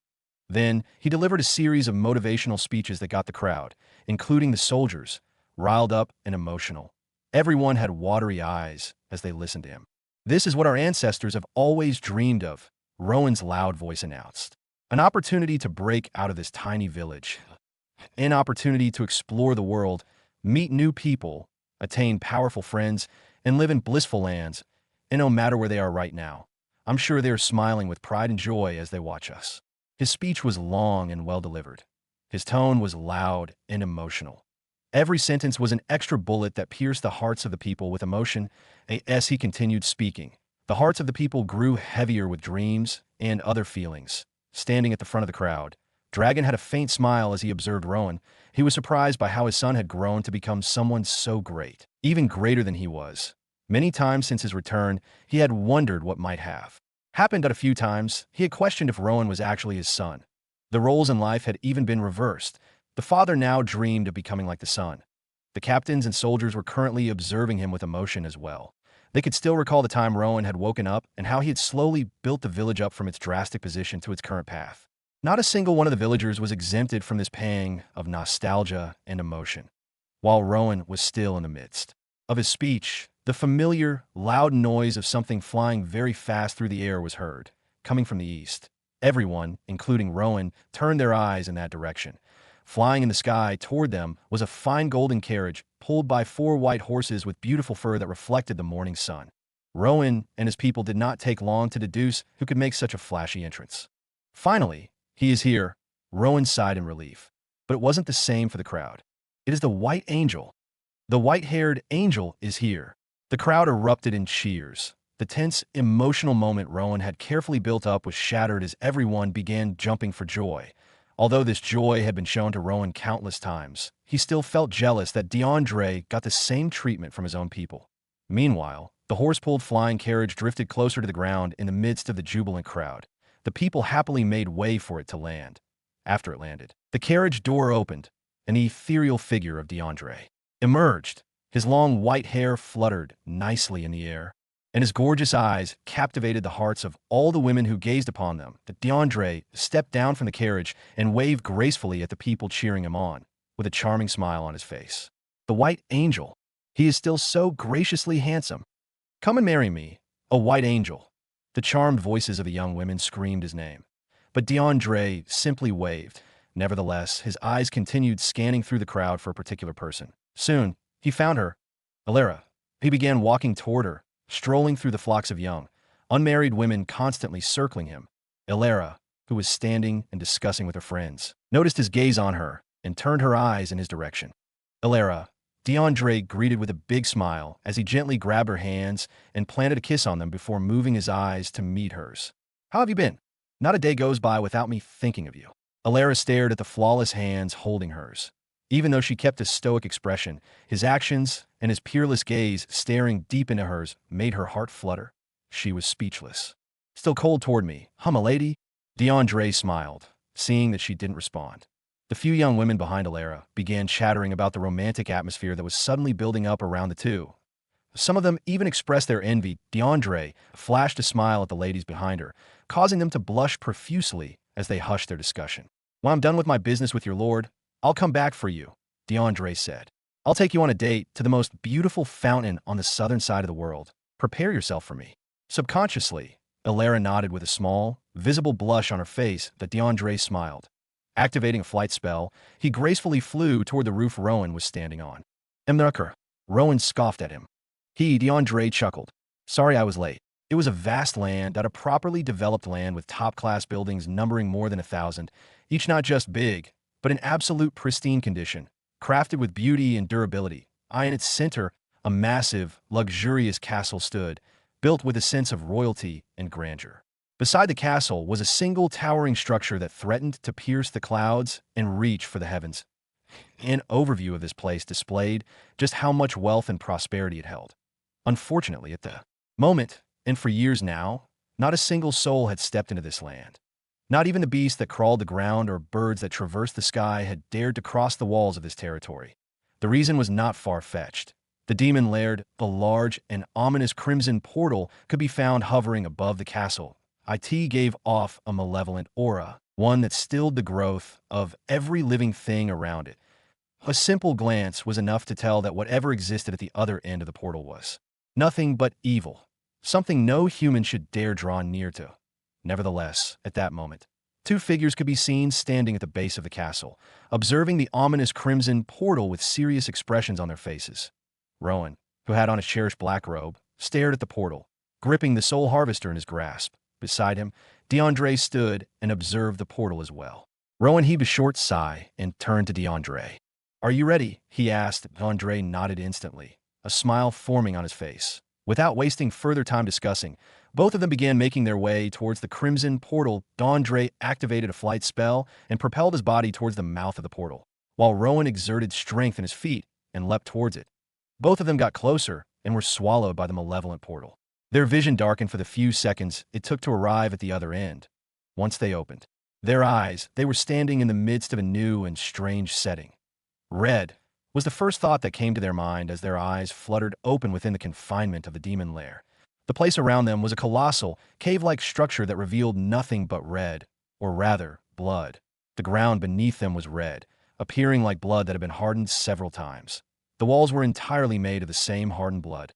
And even the sky was a light red. A large, bright red planetary body akin to the sun hung in the sky and bled its glow upon the ominous setting. Besides the appearance of the place, the familiar iron-like smell of blood constantly drifted across it. The energy within this place streamed out nothing but evil. If any human were to enter here, they would die merely of horror. You've entered a disaster-grade demon lair. All exits have been locked. Teleportation outside the demon lair is impossible. Your only key outside is slaying the owner of the demon lair. As they were observing the strange structure, different holographic windows appeared in front of their eyes. As they studied the information, a frown quickly appeared on their faces. It's a lot like the demon lair in the game, DeAndre said. Well, unlike the game, we can feel pain when wounded, and we can actually die when killed. That we have to be extra careful. Yeah, Rowan replied as he canceled the notification. Sorry, CH. Before the two could discuss further, a loud, high-pitched screech tore through the very fiber of the strange setting, coming from ahead of them. They've been notified of our presence. They'll be here any time now. DeAndre muttered seriously as he began waving his hands, ready to cast a spell. Rowan tightened his grip on his sword and fixed his gaze ahead. As the two of them prepared, several entities began forming and growing out of the walls around them. They first started like a small bulge in the wall surface. Then those bulges began morphing into inhuman forms and enlarging. Within the next 10 seconds, a total of 6 of them had already completed their transformation. They leapt down to the ground from their positions, landing with loud thuds that seemed to shake the very fiber of the setting. These demons stood at an alarming height of over 12 feet. Like the setting of the demon lair, they had dark red pigmented skin, or rather, scales. They had huge, muscular builds, and each of them had a single, big red eye in the middle of their head that stared at the two humans with intense malice. After a few more seconds, the remaining bulges that had appeared had successfully completed their transformation. Currently, 15 of these scary demons stood and watched the humans with all sorts of negative intentions displayed in their red eyes. Rowan and DeAndre activated their inspection skills at the same time. For Rowan, Augerman, Health, 100%, Special Skill. Well, Status, Bloodlust. For DeAndre, Augerman, Health, 100%, B-Rank Demons. Both of them muttered at the same time while preparing to engage. As though their short exchange was a provocation, the Ogremons let out loud roars and began charging toward the two of them at a speed shocking for their size and build. Their heavy footsteps thundered across a wide range. Let's go. Both humans advanced. Rowan's eyes grew fierce, his grasp around his sword tightened, and with incredible speed, he blasted towards the Augerman DeAndre. On the other hand, caused several magic circles to appear in the air. Out of the magic circles, countless magic bullets shot in the direction of the Augerman. Slash. Rowan's sword hacked with insane and lethal speed towards the head of his opponent while midair. Unfortunately, before the attack landed, the Augerman swiftly lifted its hands. Under Rowan's surprised eyes, the hands turned into a sharp, red-bladed greatsword the size of Rowan's entire body. Clang. Rowan's blade collided with the greatsword that had suddenly formed. The resulting sensation was akin to slashing against a sturdy wall. Whoosh. Before he could come to terms with what had happened, the Augerman let out a low growl and slashed the greatsword in his direction. Before Rowan could even come to terms with his failed attack, the Augerman let out a furious growl and swung the greatsword in his direction, creating a terrifying swooshing sound. FCK. Rowan cursed, immediately holding his soul harvester in a defensive manner. Boom. The explosive sound of the greatsword clashing with his soul harvester reverberated across the colossal setting. The sheer force of the swing sent Rowan flying through the air like a rag doll, clashing and rolling on the ground several times before he managed to regain his footing. He felt sore all over his body. Growl. Unfortunately, the demon was smart enough not to let Rowan regain his composure. IT started charging towards his new position, its large eye shining with killing intent. These guys are strong, but how the FCK do they not have a single special skill? Rowan wondered as he acted rapidly and sprinted away from his current position, barely evading the powerful smash of the Augerman. I expected them to simply have brute strength and no single ability. Rowan gritted his teeth and thought, guess I was foolish to think that. Smash! The Augerman leapt towards him as he sprinted and smashed the ground once more, leaving a spiderweb of cracks on the hardened red ground. Meanwhile, DeAndre's eyes furrowed. How? The numerous magic bullets shooting at the small group of Ogremons charging in his direction seemed to be ineffective. The bullets sharply pierced through the bodies of the Ogremons, but they left no wound and simply dissipated. It was as though the bodies of the Agramons absorbed the attacks. They continued moving towards him with no single ounce of pain displayed in their eyes. Their bloodlust only seemed to grow stronger after every failed attack. FCK. DeAndre barked inwardly. He stretched his hands and began chanting another spell. Afterward, a large mass of light magic appeared, and with a simple motion, it blasted towards the nearest Agraman. The sound of the light magic ball tearing through the torso of the Agraman could be heard, accompanied by a low growl. That a smile appeared on DeAndre's face as he spotted the gaping hole that had appeared on the demon's stomach. But his smile gradually disappeared when he noticed that the hole was covering up.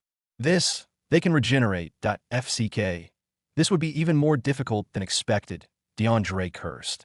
Nevertheless, he quickly moved backward away from the other Agramons advancing towards him, and then he activated yet another light magic ball the size of the previous one and targeted the same one he had attacked earlier. His plan, to attack a single opponent continuously, reducing the potency of its regenerating ability. Boom! Boom! He hurled multiple light magic balls at a single Agraman while cautiously avoiding the others. That DeAndre attacked different points of the demon's body: abdomen, head, leg, hands, everywhere. As there were many places to regenerate, the regeneration of each part became several times more sluggish. Clang. While DeAndre fixed his attack pattern to his advantage, Rowan was still having a hard time with his first opponent. Once again, their blades clashed. The length of the demon's blade was the same height as Rowan. The sheer force released from each swing was lethal and heavy. Rowan could feel his hands vibrating after every successful clash. I'm lucky the Soul Harvester is durable. If not, I would be swordless by now, he thought. At the same time, the blade of the Agraman retracted back into its body as it moved towards Rowan and began smashing. Currently, there were dozens of cracked dents on the ground, indicating the positions the Agraman had attempted to crush Rowan to death. It was only thanks to Rowan's swiftness that he had been able to remain alive until now. Its attacks are very strong, but its defense is way stronger. It is almost as though it has eyes all around its body. Even when I tried to land a sneak attack, it would swiftly twist its body in the direction of the attack and avoid it. They're leagues above monsters. Just like in the game, Rowan thought as he ran away and avoided multiple smash attacks sent at him as he ran in the direction of the other Agramons, a few of which were stagnant. Observing the fights of their pairs, he spotted the one DeAndre was firing multiple light magic balls at it. He noticed how the holes on its body were slowly regenerating. They can even regenerate, he thought. I wish I could copy their regeneration skill. Unfortunately, I can't copy a skill that I can't see. Rowan was saddened by the fact that he could not obtain such a potent ability for himself. Nevertheless, he could not dwell on that thought. Smash. Once again, the Agraman smashed angrily. This time, Rowan quickly acted as he was close to the wall. He swiftly climbed up the wall, and when he reached a considerable height, he leapt towards the huge head of the Agraman. I need to take this chance while he is still disoriented from a missed attack, he thought. With that intention, Rowan stabbed his Soul Harvester into the huge eye of the Agraman. The eye burst open and released red liquid, causing the Agraman to let out a loud cry. But Rowan was not done. He had been trying to target the eyes from the beginning, but the Agraman had always been fast and several steps ahead. Now that he had gotten his chance, he had to use it to his advantage before the Agraman began. Regenerating, he leapt towards the wall and zipped back to the head of the demon. He lifted his blade as his eyes found its neck. Then, without a care, he decapitated the monster, its heavy head landing on the ground with a resounding thud. At a few seconds after the head dropped, the arteries on the demon's neck began to elongate and weave together. It was regenerating. Fortunately, Rowan was not done. He gripped the Soul Harvester and sprinted in a zigzag pattern across the torso of the huge demon. His blade slashed and sliced rapidly. In a few seconds, he had left dozens of bloody cuts on the demon's body, reducing its regenerative ability. Then, with the last slicing motion, Rowan landed coolly on the ground behind it. The demon's body stopped regenerating. Cracks spread from its feet and covered its whole body. A little blood came out, then a lot more. With a loud bang, the demon exploded into many bloody pieces. Its limbs and body parts flew everywhere, and its blood joined the redness on the ground. Growl. Growl. Rowan felt the Soul Harvester vibrate with an immense amount of power after slaying his first Agraman. The vibration was more intense than any Rowan had felt since acquiring the weapon, a clear indication that the Agraman were his strongest opponents thus far. And right now, more of these formidable opponents were charging toward him furiously. Their inhuman growls tore through the very fabric of the malevolent space. and their steps made the ground quake. The sheer sight of their approach was a horror capable of invoking fear in the heart of an ordinary human for decades. Taking on more of them would be extremely difficult, Rowan thought. But I've got this. Having discovered the tactic for slaying a single Augerman, even though he now faced many at once. A successful strategy made the task less difficult than fighting without a second thought. Rowan propelled himself toward the nearest Ogreman at the same time. DeAndre had also successfully taken down an Augerman, and just like his companion, more Augermen stormed toward him. The battle within the demon lair quickly grew in intensity. The sound of spells weaving and shooting, the clang of swords slashing and stabbing, the growls of demons, and the heavy breaths of humans soon filled the space. After 30 minutes had passed, Rowan and DeAndre together had taken down a total of 9 Augermen out of the initial 15, but the remaining 6 Augermen attacked them both at the same time. DeAndre cast plenty of offensive spells at one opponent and defended himself from the others, by focusing his attacks solely on one target, which reduced its regeneration. He had a higher success rate than if he attacked randomly. From time to time, Rowan would assist him by blocking the attacks of an Augerman, giving him enough time to focus on his target. Rowan had billions of evolution points in his inventory, so he wasn't particularly interested in acquiring more. That if he wanted evolution points, he would have risked it all and entered the demon lair alone. Although it would have been difficult, with the skills in his arsenal, he was confident he would have survived. His goal, however, was to get rid of the demon lair so he could move his people here to finalize his territory's evolution, unlock the resulting rewards, and continue on his territory development path. With Rowan's support and DeAndre's offensive spells, they managed to take down the last 6 Augermen in 20 minutes. A large pool of blood sprawled around them. The corpses of the Augermen, sliced and mangled into numerous pieces, swam in the bloody pool. A revolting yet fulfilling scene for the two of them. However, they were unfazed and began searching for demon cores among the corpses. Strangely enough, they found no demon core in any of the corpses. Nevertheless, Rowan and DeAndre didn't complain. Even in the game, obtaining demon cores was very rare, about 20 times more difficult than obtaining monster cores. Setting the issue aside, DeAndre quickly retrieved a mana potion from his inventory and consumed it. He then pulled out another one and waved it at Rowan with a cunning smile, fitting for his merchant profession. Need one? I can sell it to you at a 30% discount. Rowan scoffed and rejected the offer. Why would he need a mana potion when he basically had an unlimited supply of it? We should relax before proceeding, DeAndre suggested. We've only been in the demon lair for barely 2 hours. Don't tell me you're tired already, Rowan said, his gaze fixed on DeAndre. Hey, muscle brain, I'm a merchant, not a fighter. Fighting isn't my forte.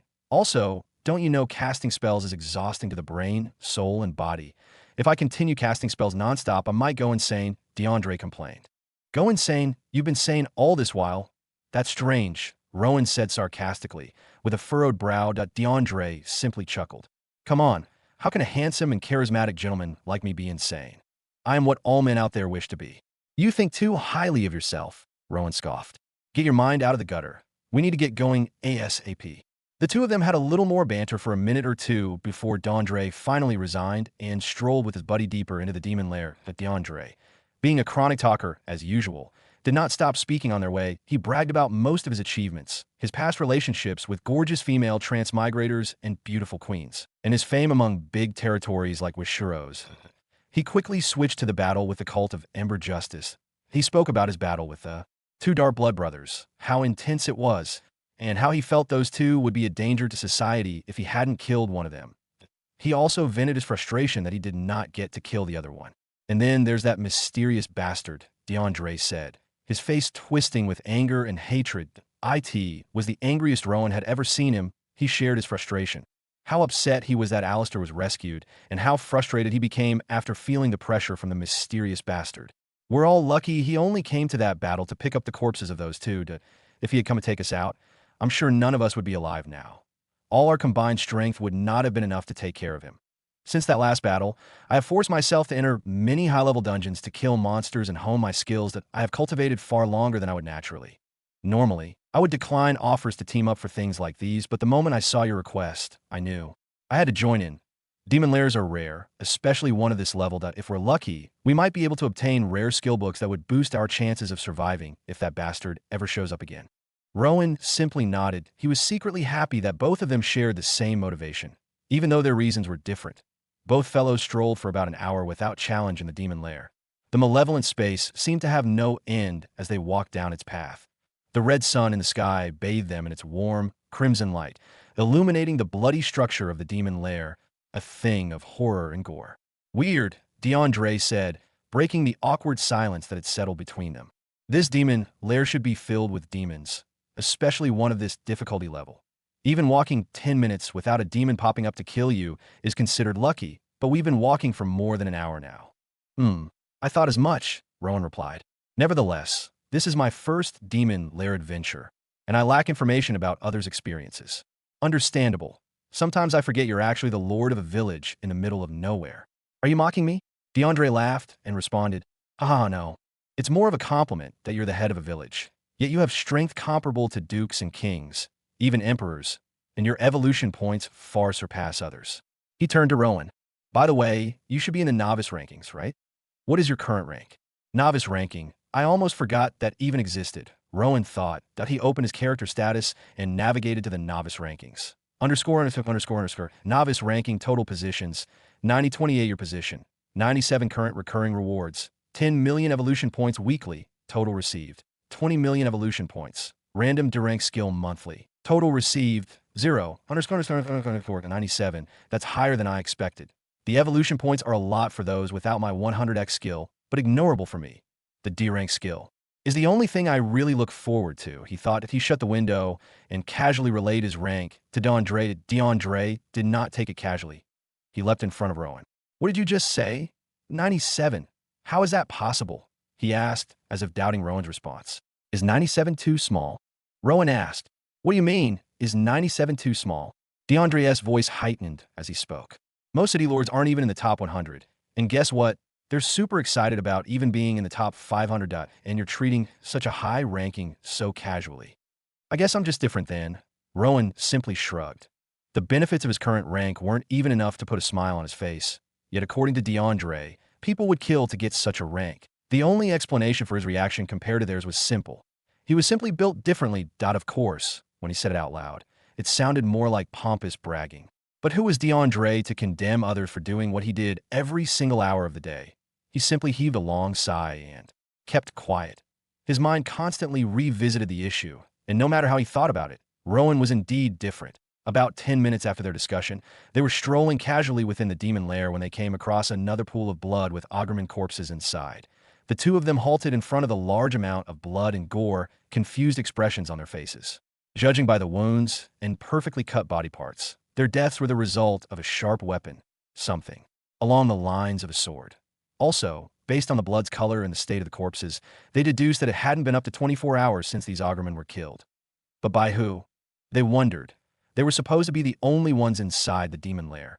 So who could have killed these Augermen? When not alone, Rowan said with a frown. Yeah, DeAndre nodded. The other parties have also figured out a way to kill the Augermons. And from the perfectly sliced body parts, you can tell they're no newbies when it comes to swinging a sword. Rowan agreed that it might even be possible that the individual or group of individuals who slew these Augermen had a higher level of mastery over the blade than he did. Let's just hope they're not foes, he muttered. He didn't really care about getting resources within the demon lair. All he wanted was to clear it, and if these strangers helped to hasten his mission, he would be very happy. That DeAndre only nodded. Unlike Rowan, his reason for stepping into the demon lair was to hone his skills and see if luck would grant him a unique skill. Thus, unlike Rowan, he was bothered. He urged Rowan to move faster to catch up with the other parties.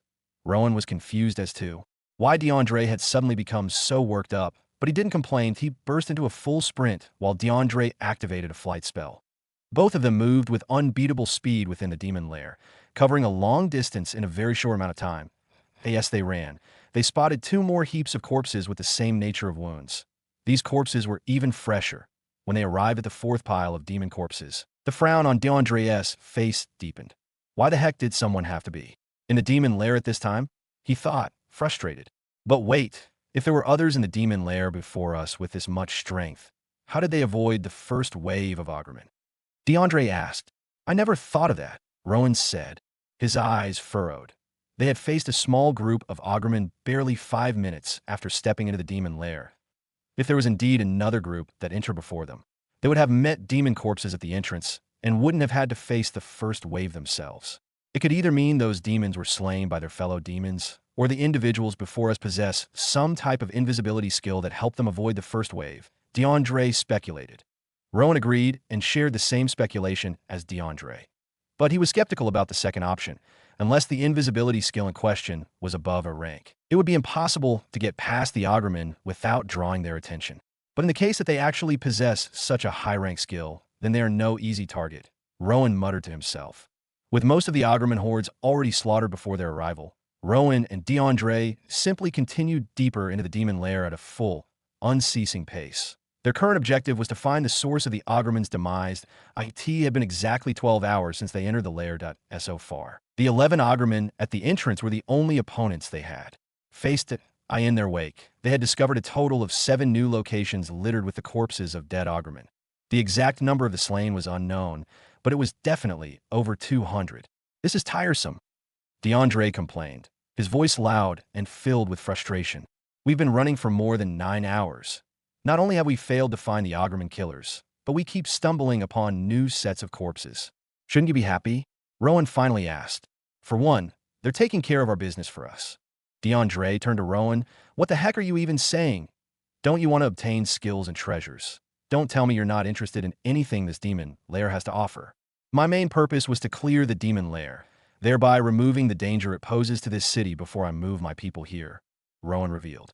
Even so, DeAndre responded, clearly upset by Rowan's words. You shouldn't act like the treasures and skills aren't important.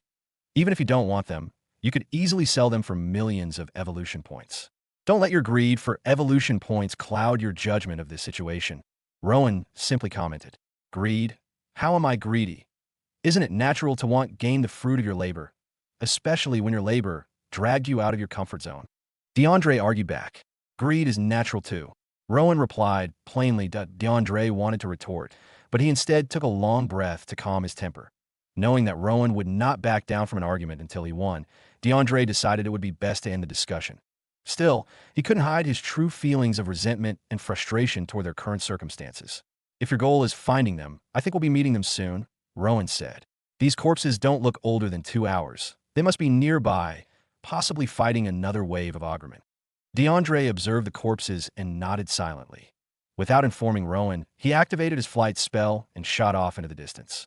Rowan immediately followed, joining him in the air.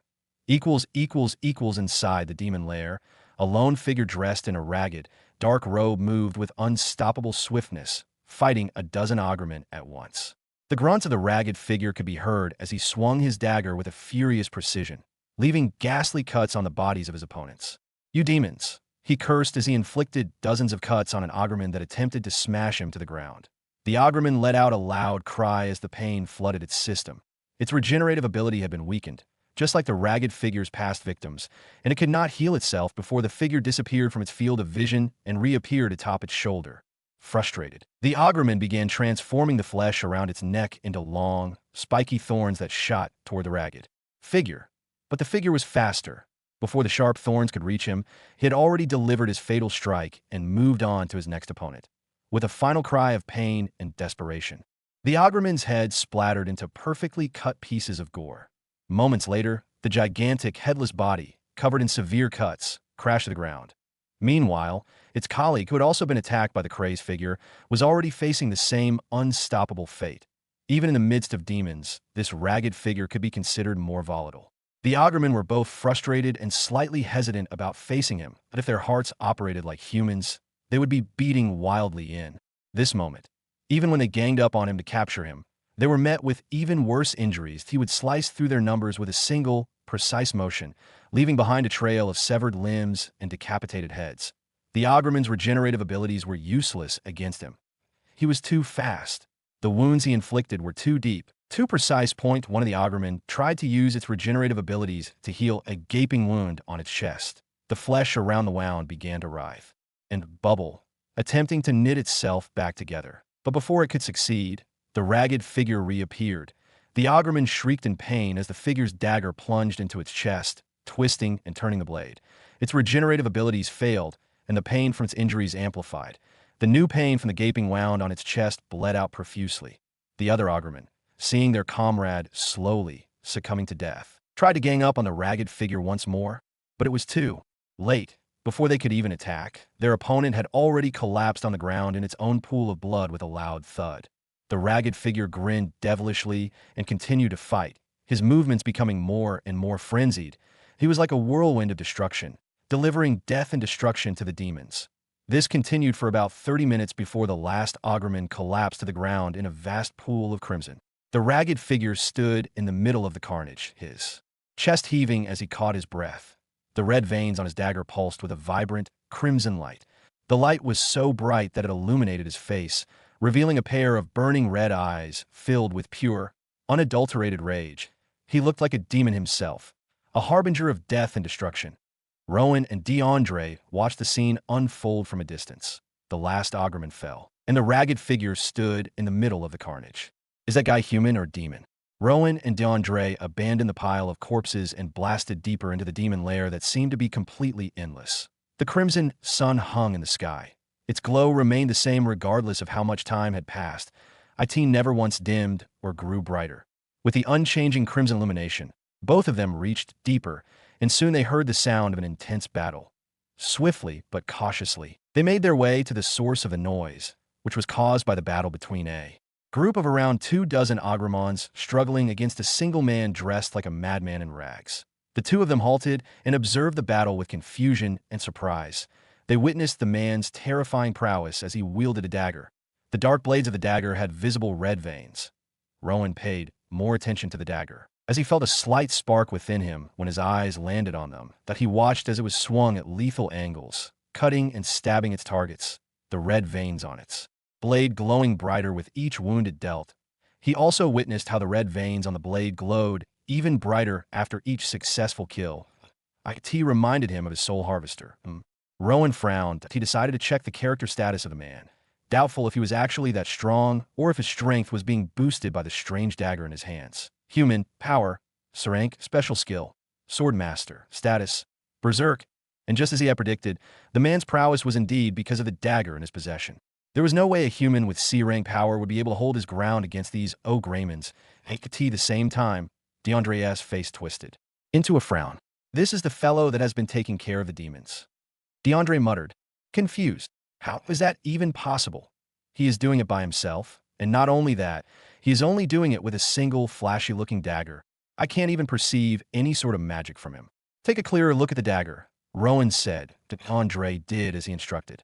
Although the man's movement was swift and almost untraceable, his current mental strength, thanks to his cultivation level, made it possible for him to observe keenly. As though the man was moving a bit slower, he soon noticed what Rowan was trying to tell him. The dagger in his grasp is not ordinary at all. He spoke. Rowan simply nodded. He is weaker than the two of us, but the dagger gives him some kind of supernatural strength, and, judging from the Ogremon's reactions, the dagger must have some pretty dangerous effect on them. DeAndre nodded. He paid more attention to the battle. Even though the man in ragged clothes was up against plenty of Ogremons, he didn't seem troubled. On the other hand, the Ogremons themselves, demons who were known to show no reaction even in the face of death, reacted with fear. The two of them stood and speculated about the battle until the last Ogremon fell to the ground. The ragged figure landed on the ground in the middle of the puddle he had created. A crazed grin appeared on his face as his eyes darted to the dagger in his hand that currently shone with bright crimson. The look on the man's face was that of pleasure and thrill as he reveled in these emotions. His eyes suddenly spotted the two humans observing him from afar. Defensively, his figure flashed toward them. He thought they were humanoid demons, one of the worst kinds of demons. You demons! He even cursed as he approached the two of them. Rowan and DeAndre, seeing the approaching figure, immediately moved out of his way while yelling at him that they were human. Chill out, brother. We are humans just like you, DeAndre said. Rowan simply clenched his soul harvester, ready to attack the ragged figure should he launch any attack on him. He would be glad to kill this fellow, especially due to the dagger in his possession. Fortunately and unfortunately, the ragged figure was able to come to his senses on time after realizing they were humans. You guys, when did you enter? He asked in a tone that was hard to figure out if it was friendly or not. DeAndre answered the questions of the ragged figure, who then followed with a chain of questions.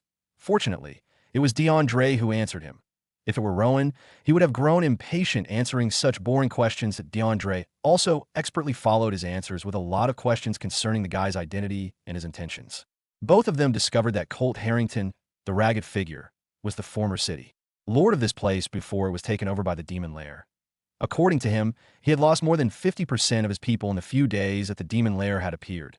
Although he had taken the precaution of taking his remaining people out of the city, most of them had already been inflicted with deadly diseases caused by inhaling demonic mana, and they died shortly after. Presently, the number of people under him had fallen from tens of thousands to just a few hundred or so that now live in hamlets scattered across many locations. My wife, my kids, they all died due to this demon lair's appearance that I lost my glory, honor, people, and my entire bloodline.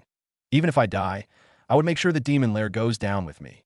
Colt swore, eyes blazing with hatred and coldness. DeAndre sent Rowan a strange look after listening to Colt. How would Colt react if he found out Rowan and DeAndre were here to clear the demon lair so that they could take over his territory, or rather former territory, one that he had struggled to develop? Sure enough, before the two of them settled, Colt asked, "What brought you two here? Surely you did not step into such a cursed place as the demon lair for fun. What is your motivation? What is your motivation?" Colt's voice echoed across the presently quiet demon lair. What were their motivations? Both of them repeated the question in their minds. For Rowan, it was simply to get rid of the demon lair and bring his people into this city.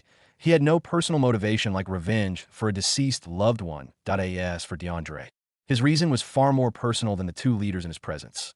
His sole reason for entering the demon lair was to grow stronger and obtain unique skills that only existed within them. DeAndre did not want to share that. Both of them figured Colt would be a good addition to their team. So at least for now, they had to maintain a good relationship. "We're just concerned humans," DeAndre responded with a smile that made it difficult to tell if he was lying. "We heard about the dark fate that had befallen the deceased and decided to step in and help. Also, this demon lair will erupt in a few months. Once the demons within it step out into the outside world, more people will die, and we don't want that happening." Colt nodded. If those were their reasons, then they were worthy allies. "You guys can come with me, as long as you don't stand in my way. We can work together," he said. Andre and Rowan did not agree immediately. Even though Rowan would have loved for this guy to clear the entire demon lair, he couldn't accept being a mere spectator. Andre smiled and asked, "Stand in your way? Can you elaborate, please?" You two can assist me in slaying the demons, but the demon lord is mine, that I must be the one to land the finishing blow," Colt responded in a chilling tone. Rowan and DeAndre heaved a small sigh of relief. "That is understandable," DeAndre replied. Colt simply nodded. "This demon lair is vast. Even though I've slaughtered more than 100 demons, I have barely covered 15% of it," Colt explained. "I hope you two aren't some dead weight I have to carry with me." "Of course not. Hada, we wouldn't dare step into the demon lair if we were weak. How about we share a little about our abilities with one another? It would create a better fighting harmony," DeAndre suggested.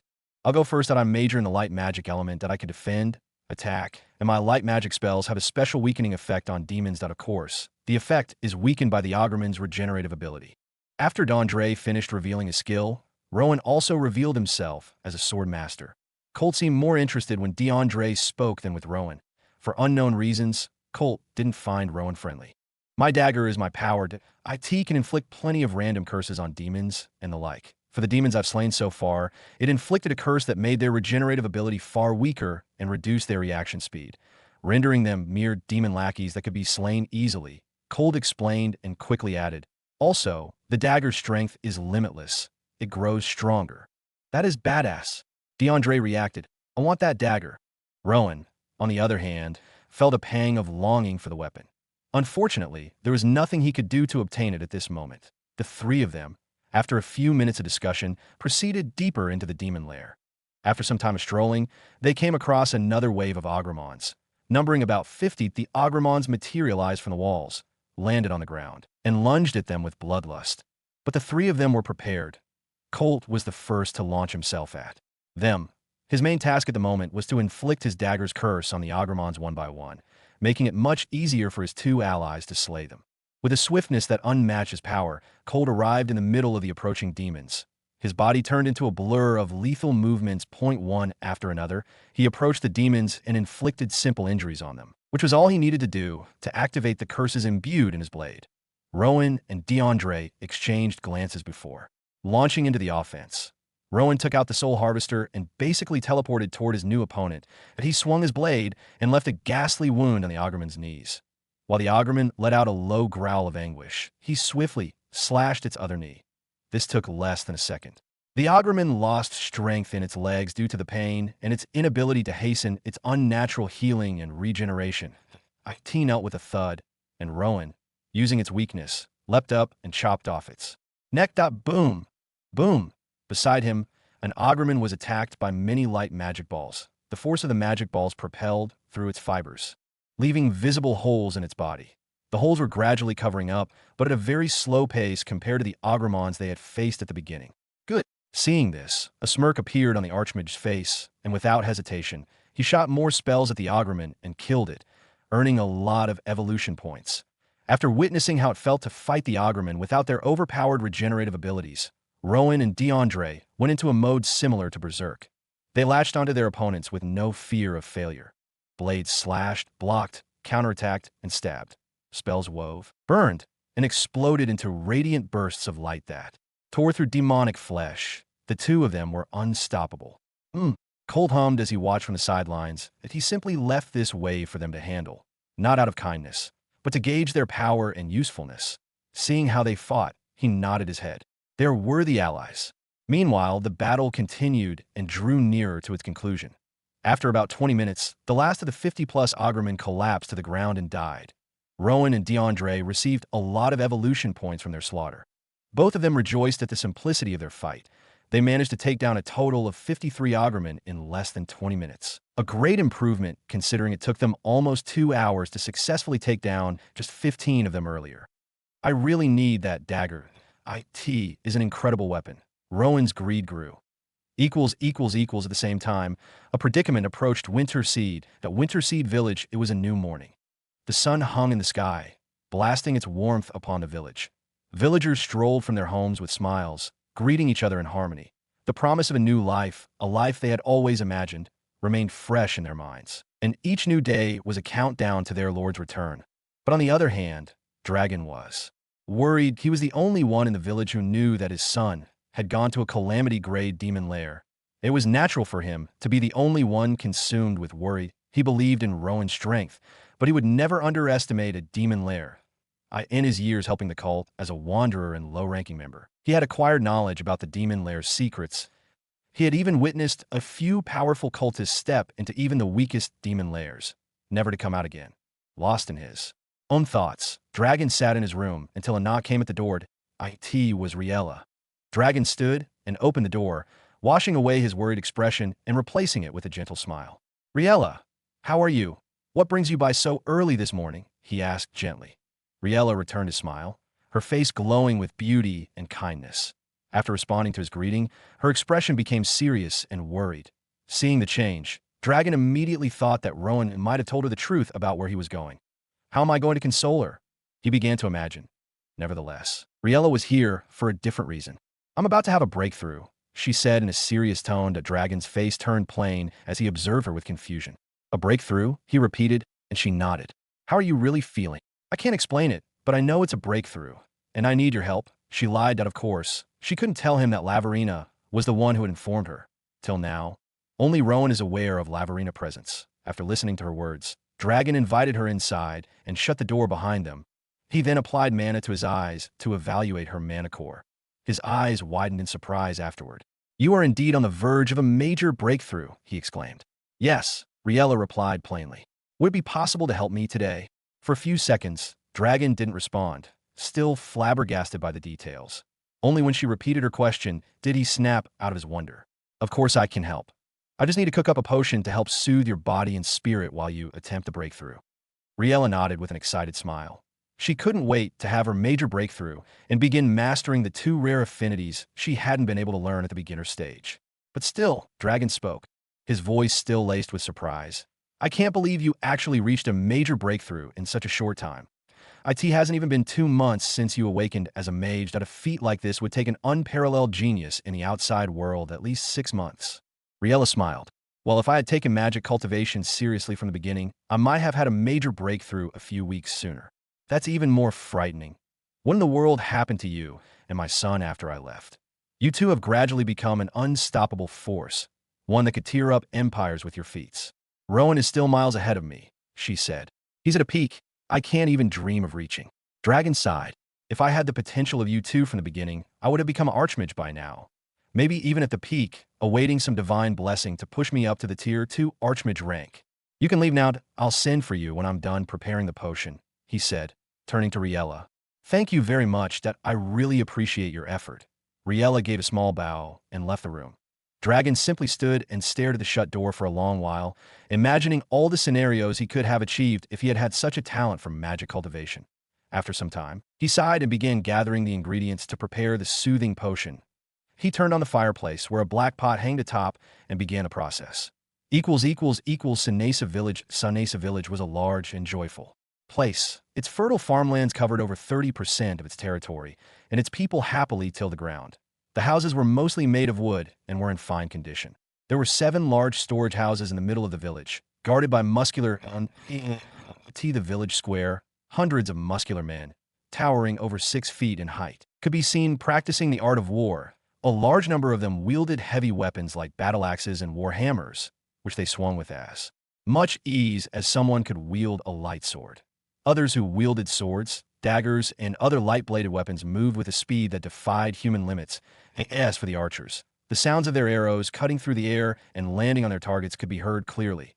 Among the soldiers, there were even men adorning wizard robes. Although they weren't practicing like the others, one could tell they were magic users and could see the moment. A skinny young man in his mid-20s, with sharp, radiant blonde hair, strolled among the men with his hands behind his back. His emerald eyes observed the attributes of his soldiers. You, he said, pointing at one of the soldiers swinging a war hammer. Come over.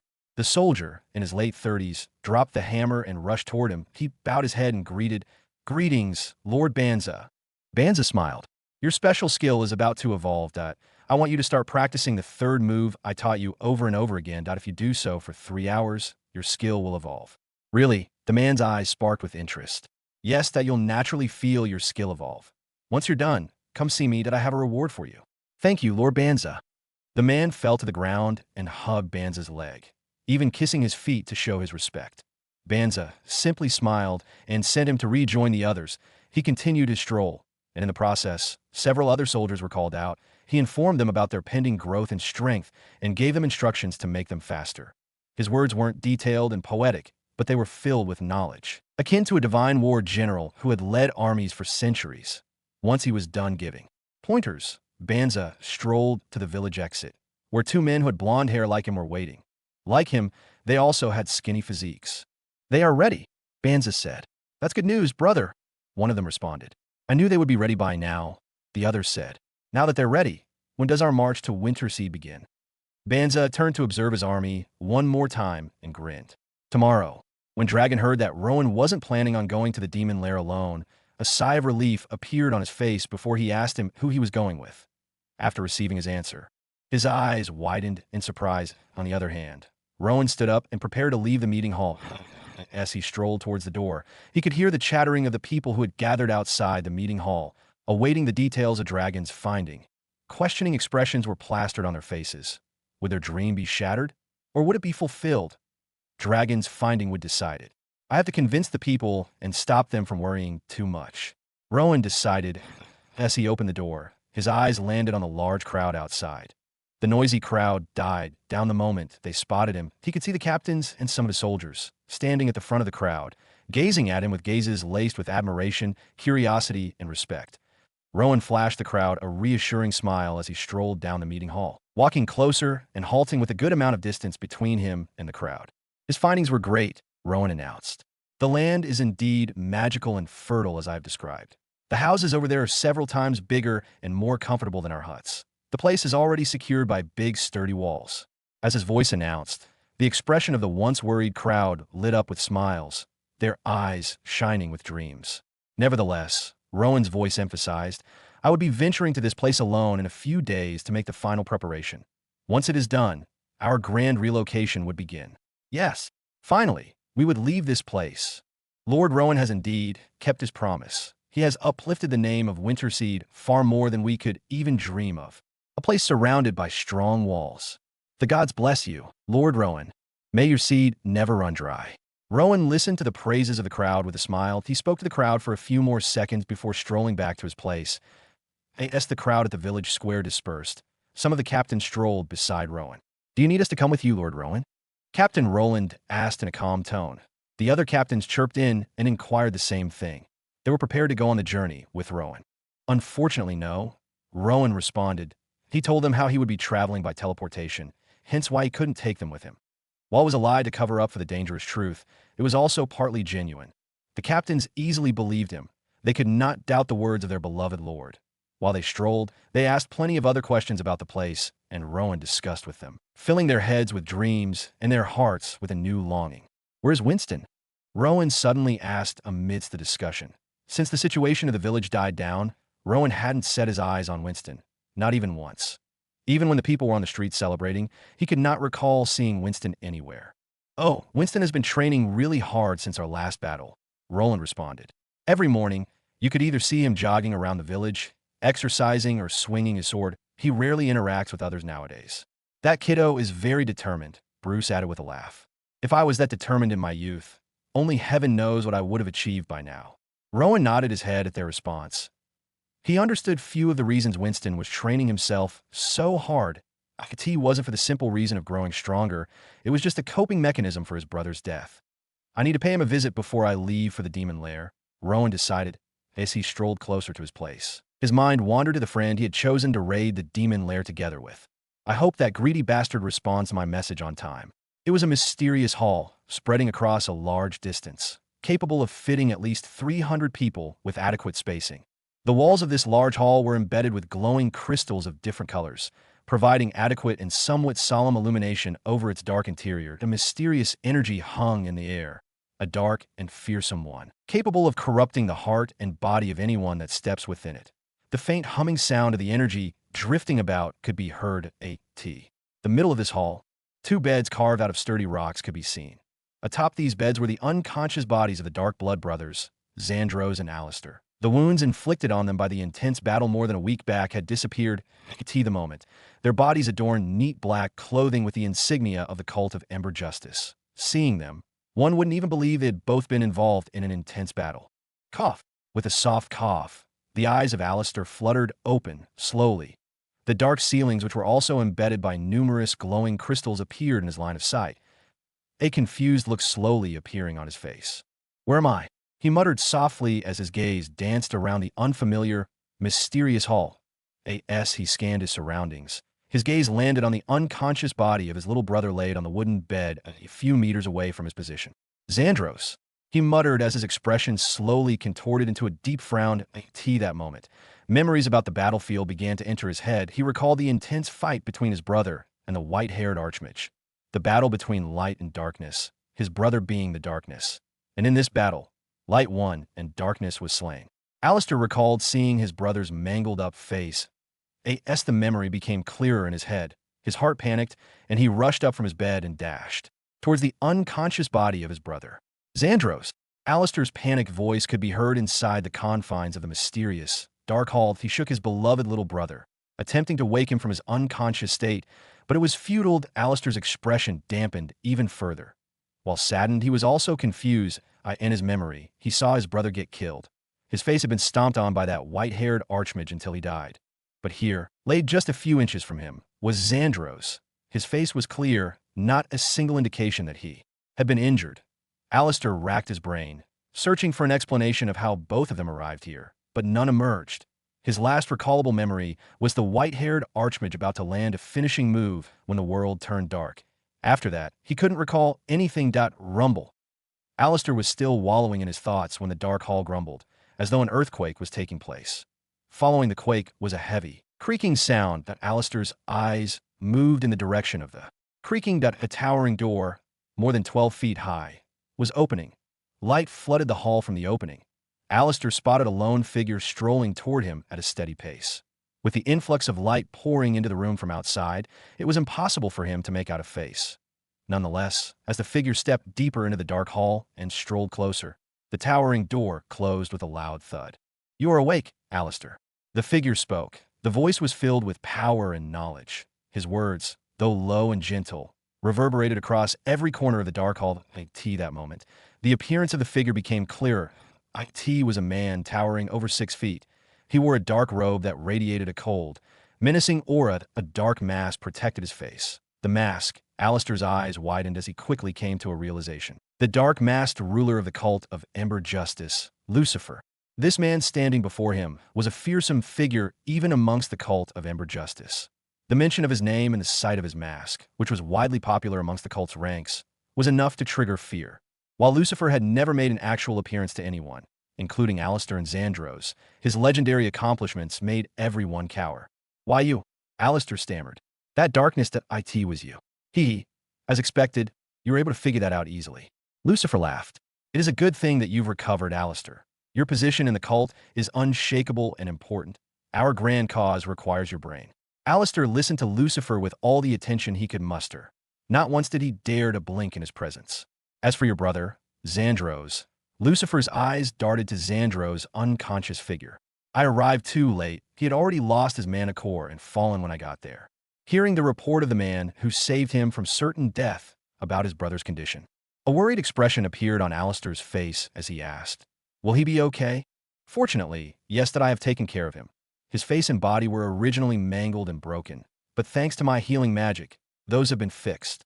Lucifer responded and continued, "Unfortunately, I cannot tell when he would become conscious again or if he ever would. But you said he would be okay." Alistair's voice broke down in sadness and frustration. "Whether he wakes up or not depends on him for now. His body is in perfect condition, but the same cannot be said for his soul. His soul is trapped, and only he can free himself," Lucifer explained.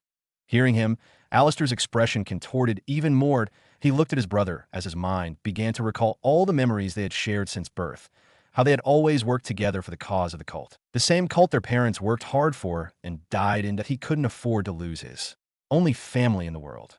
Lucifer observed Alistair's expression calmly before heaving a sigh as he, too, observed the unconscious body of Xandros. "Too bad. The cause would be delayed if he doesn't get up on time."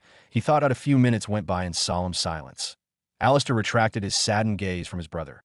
His expression contorted into a cold and vengeful one as he clenched his fist and gritted his teeth.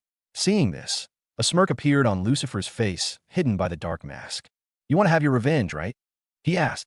"I will kill that bastard with my own hands for what he has made my brother go through. I'll start by slaughtering all his loved ones," Alistair swore. Lucifer laughed heartily. "It is great to have you back, Alistair."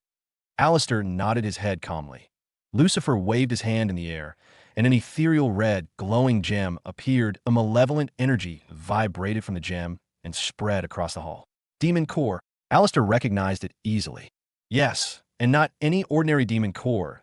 I obtained it myself after killing a calamity-grade demon king," Lucifer said. "With this, you could recover your lost mana and improve the tenacity of your mana core. Who knows? You might even awaken the ability of the demon king it was obtained from." Alistair received the demon core in his hands. It buzzed with a powerful energy, one far more potent than every superior grade mana stone and monster core he had laid his hands on. This, he became speechless. Even in his wildest dreams, he wouldn't imagine that he'd be able to hold a calamity-grade demon core in his hands. "Thank you," he said. "No need to thank me." Lucifer waved his hand dismissively. "Your hard work has elevated the cult to new heights, and your research has been a vital point in our grand cause. That a single calamity-grade core is not enough to show you how important you are to the cult." Alistair felt warmth in his heart. It was a good thing that his hard work was appreciated. After the initial warm moment died down, Lucifer shared everything that had occurred within the cult during his unconsciousness and then obliged him to get to work as fast as he could. After he was done sharing his story, he waved at him and left through the towering door. Alistair lingered in the dark hall for a moment, absorbing all the information he had just received before clenching his fist. The Darkseed ritual must succeed as soon as possible. He swore that a few hours had passed since Rowan and DeAndre found Colt. In that time, they had successfully taken down hundreds of Agremons. Nevertheless, in the last 3 hours, they hadn't spotted a single Agremon or any signs of demons around. The crimson sun had remained in the sky, unchanged, a silent witness to everything that happened within the confines of the demon lair, especially the danger that loomed ahead of the 3 humans. Rowan, Colt, and DeAndre were currently discussing among themselves, sharing stories and talking about their powers in the entirety of their discussions. Rowan focused on Colt. He asked him many questions, especially about the dagger in his grasp. Colt didn't suspect any ill intent from his questions. He only saw them as curiosity, something every human would have, especially after coming into contact with a unique weapon. He shared the story, mentioning the blood contract that bound him to the weapon. This weapon is bound to me for life. Only death can part us. Also, those who kill me cannot obtain the dagger, which is why I'm not scared of sharing its rules. He concluded his narration that he then turned to Rowan. I'm sure neither of you harbors an interest in my dagger, right? Of course we don't, Rowan quickly replied. But inwardly, his mind was in turmoil.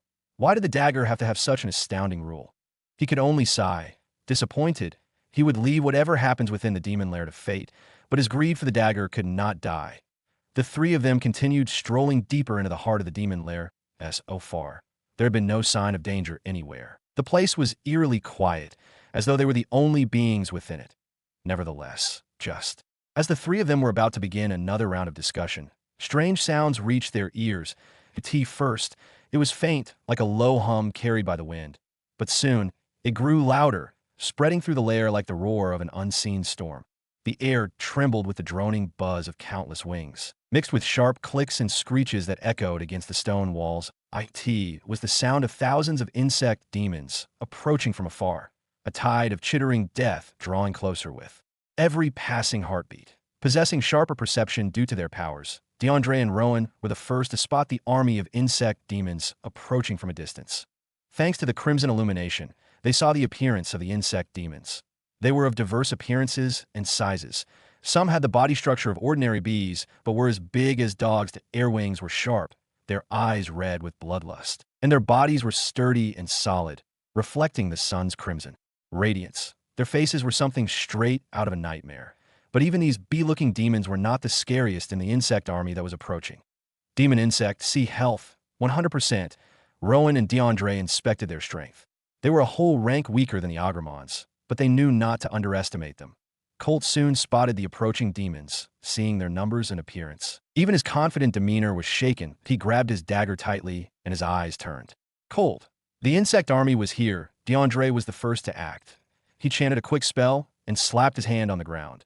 From the contact, a wave of strong light magic aura swept in the direction of the approaching insect army. The insects at the forefront had their flying abilities reduced by over 20%, but those behind them immediately took over and flew toward the three humans. None of the three awaited a signal from the others before sweeping into action. Rowan clenched his soul. Harvester and, with eyes glimmering with power, darted at the insect army, leaping several meters into the air and swinging his sword at them. DeAndre created several magic circles, which continuously shot strong, fast-darting magic balls at the insects. Colt, on the other hand, latched onto the demons. His momentary shock had moved to the back of his mind, and his thirst for revenge had taken over. He began his onslaught on the demon insects, at the same time. The demon insects did not stand idly by and let the humans mess with them. Although they were small and considerably weaker than the Agremon, they were still demons. They naturally possessed abilities that gave them an advantage over humans, and this time, it was a variety of them. The demon insects opened their mouths and shot small, red thorns at the humans. The thorns were smaller than a pocket knife, but their tips were tiny like needles that in the demon lair, where red was the predominant color. The red thorns had a major advantage. They camouflaged easily. If one wasn't paying attention when they were shot, they would naturally be hit by them. Be careful! DeAndre barked at the two as he quickly cast a light magic armor over himself, deflecting the thorns. Nevertheless, while he managed to deflect them, he could not halt their potency. Each time one of the needle-like demon insects' thorns managed to touch him, he would receive these notifications. You've received a weakened curse. Armor defense -1%. Current defense 99%. You've received a weakened curse. Armor defense -1%. Current defense 98%. You've received a weakened curse. Armor defense -1%. Current defense 97%. DeAndre's eyes widened. While it was a mere 1% decrease per thorn, if they managed to land 100 thorns on him, his armor would be deactivated. DeAndre even decided to reinforce the armor by pouring more mana into it. Nevertheless, each time he managed to enforce it, once the thorns attacked again, the defense went down by another 1%. That if he continued like this, it wouldn't be long before he ran out of mana. They are scary. DeAndre concluded that it was a well-known fact that within demon lairs and dungeons, The entity's scariness and strength increased the deeper one goes that D'Andre now understood that one could not take such details lightly. Unfortunately, at that moment, D'Andre wasn't the only one facing the brunt of the demon insect's unique attack. Rowan and Colt also got a handful of devastating effect from the thorns. For Colt, each piercing thorn felt like a dose of lead, his attack speed draining with every hit at. First, it was hard to notice, as he wasn't a system user like the other two, who were notified of the effects after every strike.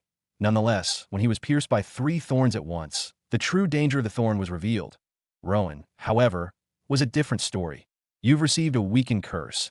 Attack power -2%. Current attack power 98%. Resistance has nullified 90% of the curse effect.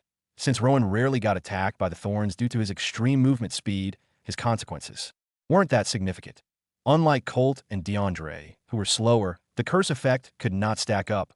Also, his resistance skill managed to nullify most of the weakening effects, so he was relatively safe. Rowan's grin widened as his grip tightened on his sword. He swung at several dozen demon insects at once, releasing a strong and sharp blade arc that sliced through a large number of them. You've slayed X14 demon insects. Fortunately, the demon insects did not possess a regenerative ability like the Augerman.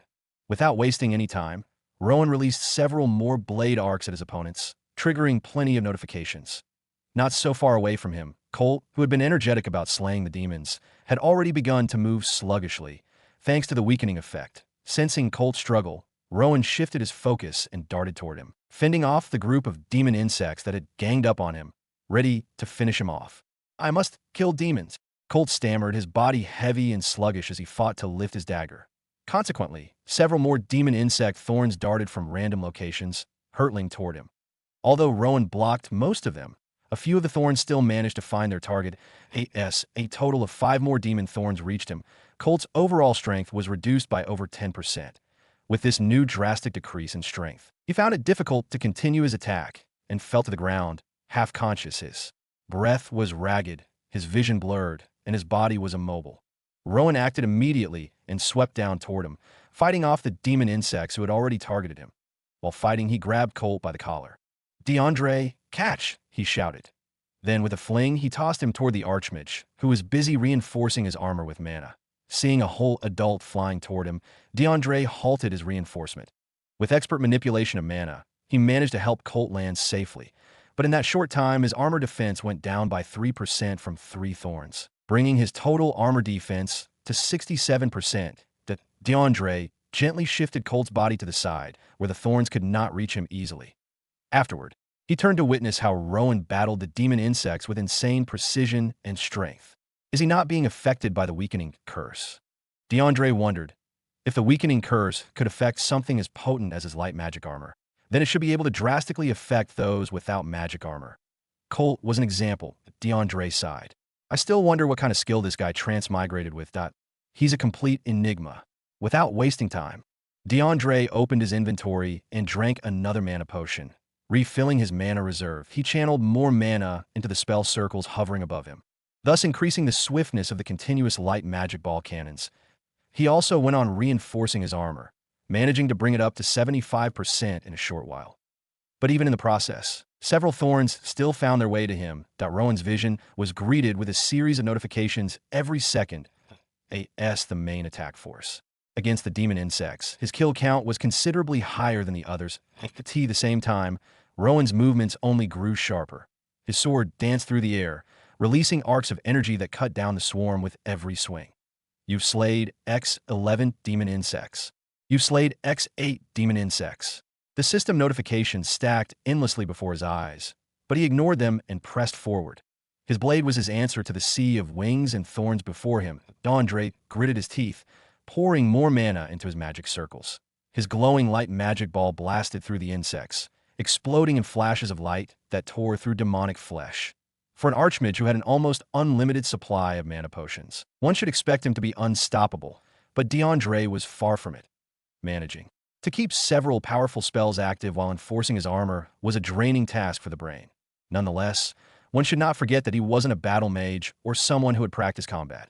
He was a merchant. Battles were tiring, especially when they went on for hours, but D'Andre did not stop that a single goal was present in his mind. "Rowan, keep drawing them in," "I'll cover you," he shouted, his voice breaking from exhaustion. Rowan responded by cutting through another line of insects, his figure blurring in and out of the crimson light. Time slowly went by with the two of them battling the thousands of demon insects together. Colt was still unconscious. The duration of the demon insect's weakening curse was unknown. But that was a matter for after they finished slaying the entirety of the demon insects. Around 2 hours had passed since the battle began. Thanks to Rowan's active efforts, only around 200 demon insects were left now. Rowan was in the midst of swinging his sword, clipping their wings and stabbing their torsos. From time to time, several demon insects exploded around him, thanks to D'Andre's continuous attacks. Nevertheless, as Rowan was about to send a blade arc toward the group of demon insects, something happened. Unbeknownst to Rowan and D'Andre, the total population of demon insects remaining was now exactly 100, a number that was exactly what was needed for the demon insects to activate their most drastic skill. Before Rowan could stab his blade into his target, the demon insects suddenly let out a loud, high-pitched screech in unison. The intensity of their screech was enough to explode an adult human's head, and still, that wasn't even the real skill they were about to use. Before Rowan could tell what was happening, the demon insects began spewing a crimson substance from their bodies at an alarming rate. In just a few seconds, a large area had been covered by the crimson mist, and then it began. Hive skill. Blood fog release activated. Effect. All entities exposed to the blood fog will continuously lose -1% health, -1% attack power, and a -1% defense per second. Warning. The effect doubles every 1 minute. Duration. 5 minutes. Extreme caution advised. Rowan's eyes widened. D'Andre halted his spell. Both of them were astonished. -1% health. -1% attack power. -1% defense. -1% health. -1% attack power. -1% defense. What the heck? Rowan cursed as he attempted to sprint out of the blood fog. He moved faster than ever, but the blood fog clung to him. He watched in panic and disbelief as his stats drained gradually. His health fell to 90% in just 10 seconds. His total attack power and defense also fell to 90% each. Since it wasn't an actual attack, but rather a debuff, resistance could not help D'Andre, meanwhile, froze in place. The notifications flooded his vision, but his mind was on Colt. The merchant quickly looked at Colt's unconscious body, which was now being consumed by the crimson mist. D'Andre's face contorted in a mix of terror and frustration as the danger of the situation dawned on him. There was only one thing he needed to do. He took out a healing potion and fed it to Colt. He could see the improvement in Colt's face as his health returned to its peak. Nevertheless, as the crimson fog was still active, Colt gradually turned pale again. D'Andre's eyes grew more worried. But at the same time, he also had to take care of himself. He took out a healing potion and drank one as well. His health went back to 100%, and then 99% afterwards due to the blood fog. He also sent a total of 5 healing potions and 5 strength-boosting potions to Rowan. -1% health, -1% attack power, -1% defense. The same string of notifications repeated, over and over. Rowan felt his strength and vitality draining, but he had lost more than 30% of his health, strength, and defense as his vitality weakened. So did his ability to see in his present situation. Just then, he received a new notification. Your friend has sent a package. Not wasting a single second, Rowan opened the package sent by D'Andre, spotting the health and strength-boosting potions. Instantly, his eyes widened, not from shock, but from excitement. He did not hesitate as he quickly consumed 2 of the potions. Health has returned to 100%. Attack power has returned to 100%. Those 2 notifications popped up barely seconds before the string of negative notifications revealed themselves again. But this time, he didn't care. As his vitality returned to peak condition, his eclipse vision also returned, allowing him to perceive the location of the demon insects, who currently hovered in the air, continuously spewing the same blood fog from their bodies. It seems they can't use another skill while their group skill is activated, he noted, and then launched himself at them. Like a rocket launch for a rocket launcher. He found his first opponent. He twisted his hands and swung the Soul Harvester, resulting in a blade arc that slashed the torsos of 3 demon insects simultaneously. The sharpness and speed brought instant death. You slayed X3 demon insects. As the corpses of the 3 slain demon insects landed, he delivered a series of blade arcs at other demon insects. You slayed X4 demon insects. You slayed X2 demon insects. You slayed X3 demon insects in barely 10 seconds. He had already managed to take down more than 20 demon insects. At the same time, his attack power and health had fallen to 90%. and his overall defense had fallen to 56%. His only luck was that none of the demon insects were attacking, otherwise he would be at a great disadvantage. He opened his inventory and drank 2 more potions, regaining his health and attack power, and instantly launched another onslaught. This time, his onslaught paid off. You've defeated 50% of Hive. Potency of Hive skill has weakened. New effect. All entities exposed to the blood fog will continuously lose -1% health, -1% attack power, and -1% defense per 2 seconds. Effect will no longer be doubled. Rowan scanned through the information without letting his guard down. After he was done, he continued his onslaught, and after about 30 seconds, he felled the last demon insect.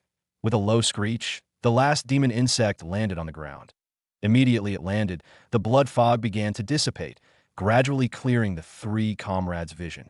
Rowan landed on the ground and turned in the direction of his 2 comrades that DeAndre could be seen feeding a healing potion to Colt. He witnessed as the formerly pale Colt gained vitality and coughed back to consciousness. His eyes fluttered open, and he jumped to his feet. Those demons! Where are they? He barked as he clenched his dagger. Nevertheless, his eyes fell on the heaps of demon insect corpses lying on the ground, and then on Rowan, standing in their midst. You! How? His voice trailed off. Rowan simply shrugged and refused to respond. His eyes swept down to the dagger in Colt's grasp, and he found it difficult to hold back aside. DeAndre responded to Colt and summarized how the battle went. You really did that for me? Colt asked. Of course. DeAndre responded with a smile. It would be unrighteous of me to watch a comrade die when I can help. Colt simply stared at him. When we're done clearing this demon lair, I will return the favor. You don't have to. Clearing the demon lair with us is already considered a favor. I insist. I would not be able to live happily if I don't return the favor. Okay, then I'll expect something from you. Deal. Colt lifted his hand for a handshake, and on the other hand, Rowan couldn't help but think, if it were me, I would request his dagger. What is this self-righteous bastard even thinking? This battle was draining. We should rest for some time and recuperate before we continue, DeAndre suggested. Colt easily agreed. Rowan also agreed. He knew how taxing it must have been for DeAndre. Also, if it weren't for his package, he might not have succeeded against the demon insects. Agreeing to relax was his way of showing his appreciation. The 3 of them found a neat spot far from the heaps of demon insect corpses and sat down. DeAndre brought out food from his inventory and shared it with them. He produced 2 large-sized pizzas and 3 cans of unlabeled sodas. Rowan's heart skipped a beat excitedly as the snacks appeared. Pizza was one of his favorite meals in his previous life, and ever since he transmigrated, he had never once imagined he would be able to get his hands on it. With a soda combo, he would definitely kill for them. Colt, on the other hand, had only seen pizza and soda for the first time. His reaction was strange but natural. After taking a slice of pizza, especially, with the satisfying cheese pull, his eyes widened, and he quickly devoured the slice. What is this called? He asked as he greedily picked up another slice of pizza. It's called the Cheese Wheel of Destiny, and that contains a delicious drink called the Fizzing Potion of Delight, DeAndre introduced with a grin. You can't find any of these anywhere else in the world. Cheese Wheel of Destiny and Fizzing Potion of Delight. Colt's eyes widened at the extraordinary names. From the taste, it truly deserves the name. Of course, kings have fought themselves to get their hands on these delicious cuisines. DeAndre bragged as he popped open a can of soda. Rowan could only watch the 2 of them with a blank expression. It was nighttime. Tonight, the people of Winterseed Village decided to organize a small feast. The streets of the village were filled with jolly villagers. They could be seen strolling, sitting together and sharing stories, or with children playing games. Large campfires were set to assist the lighting of the moon. Smaller fireplaces were also set up by the women for cooking. The aroma of delicious meals filled the air, adding even more excitement. This feast, everyone became a single family. Anyone could eat from anyone and everyone. Rin sat with a group of older men as they discussed. The smile was plastered on his face. The vibe he received from the feast made him swear never to risk his life again. If he had unfortunately lost his life to those evil spirits, he would never have experienced such a joyful event. Even though Lord Rowan isn't around, the love and peace he has created still lives on, Rin thought. He is so unlike that lazy, fat-ass Fagin, whose only motive for ruling is to acquire beautiful women whom he can't even make love to. Rin shook his head. I'm glad he has been taken care of. Rin ate from the drumstick in his hand and turned toward the direction where Liera, Alara, and some other women who had been abducted by Lord Fagin could be seen discussing and laughing with other women. A smile appeared on his face. The same smile that was plastered on the faces of everyone attending the feast. At the same time, inside Dragon's Place, Riella could be seen sitting in a lotus position. A mana stone was placed on her lap, one from which she drew mana to attempt her breakthrough to the next realm of magic cultivation, stabilizing her title as a mage. Dragon stood beside her and watched with a calm expression on his face. He had already given her the potion he prepared. Now, all that was left was for her to fill her mana core with enough mana to trigger a breakthrough. Riella was in a calm and steady state. She took deep and steady breaths. The atmosphere around her was gentle, but at the same time, her mind gradually drifted away from her current reality towards another. As her eyes shut in the real world, she found herself in a new and beautiful world. It was a luscious garden spreading over a long distance, seemingly unending. Beautiful flowers and plants grew, dancing harmoniously to the gentle wind. Tall, ornamental trees stood as well, with a variety of beautifully colored leaves. The first thought that appeared in her mind at that moment was wonderful. It was the only word she could use to describe this place. Although she was in a strange new world, she did not feel scared. In fact, she felt somewhat familiar, like she had been here before. She began looking around, scanning her surroundings. Her eyes soon found a beautiful garden house standing a few minutes away from her current location. The garden house was pure white and tall. Beautiful flowers crawled around its walls, beautifying it. After spotting this beautiful garden house, she knew she had to go there. Something within her told her that was the reason she was here. And so she began walking. Her bare feet stepped through the gentle path leading to the garden house. Warmth spread throughout her body. After a few minutes of strolling, she arrived at the garden house. It was big and spacious. Several out-of-this-world paintings were displayed on canvas, each art divine and excellent. And sitting in the middle of all this beauty was a single figure that exceeded the excellence of the displayed arts. It was a gorgeous woman with long, flowy blonde hair that rested on her well-sculpted bare shoulders. She had gorgeous golden eyes that stared at her with brilliance and familiarity, like she knew all of her secrets. Her face was young. Its beauty was something straight out of a divine painting. She wore a gorgeous golden dress. She was like an angel, and more than an angel, she was a goddess. A gorgeous one. And this goddess smiled at her in a friendly way. Riella, you are here, welcome. Her voice was divine, which was not surprising considering her appearance. At the same time, it was extremely familiar and easy to recall. You. Riella's eyes widened. Lavarina. Yes, it's me. I asked how you greet a friend. Lavarina stood up from her seat and spread her hands. Riella immediately rushed toward her and hugged her. The divine fragrance of her body filled her nose, and the warmth from their embrace gave her comfort. Both of them hugged for quite a long time, like teenage girlfriends who hadn't seen each other for ages. After they were done hugging, Riella could not help but feel the texture of Lavarina's hair and clothes. Lavarina smiled and let Riella feel as she pleased. Her gaze was as warm as a mother, observing a curious child. Only after Riella had felt her satisfaction did she turn to Lavarina and say, I never believed I would come face to face with a divine being, a friendly one at that. Well, I'm actually not the first divine being you have come in contact with, but that is a matter for later. Take a seat. Lavarina waved her hands, and a table and chair appeared. The table was made of otherworldly material. Though simple, its beauty could not be underestimated. Riella stared at the set of furniture that appeared with a wondering gaze for a few seconds before taking a seat. She began a series of questions, starting with how she got here. Your body is still in the real world, attempting to have a breakthrough, Lavarina explained. Your soul is the one present here. This is one of my pocket worlds, and it's mostly for relaxation. As you can see, there's nothing serious going on. It's beautiful, Riella replied. I'm so jealous that you get to live here alone. I would give anything in the world to live here with Rowan.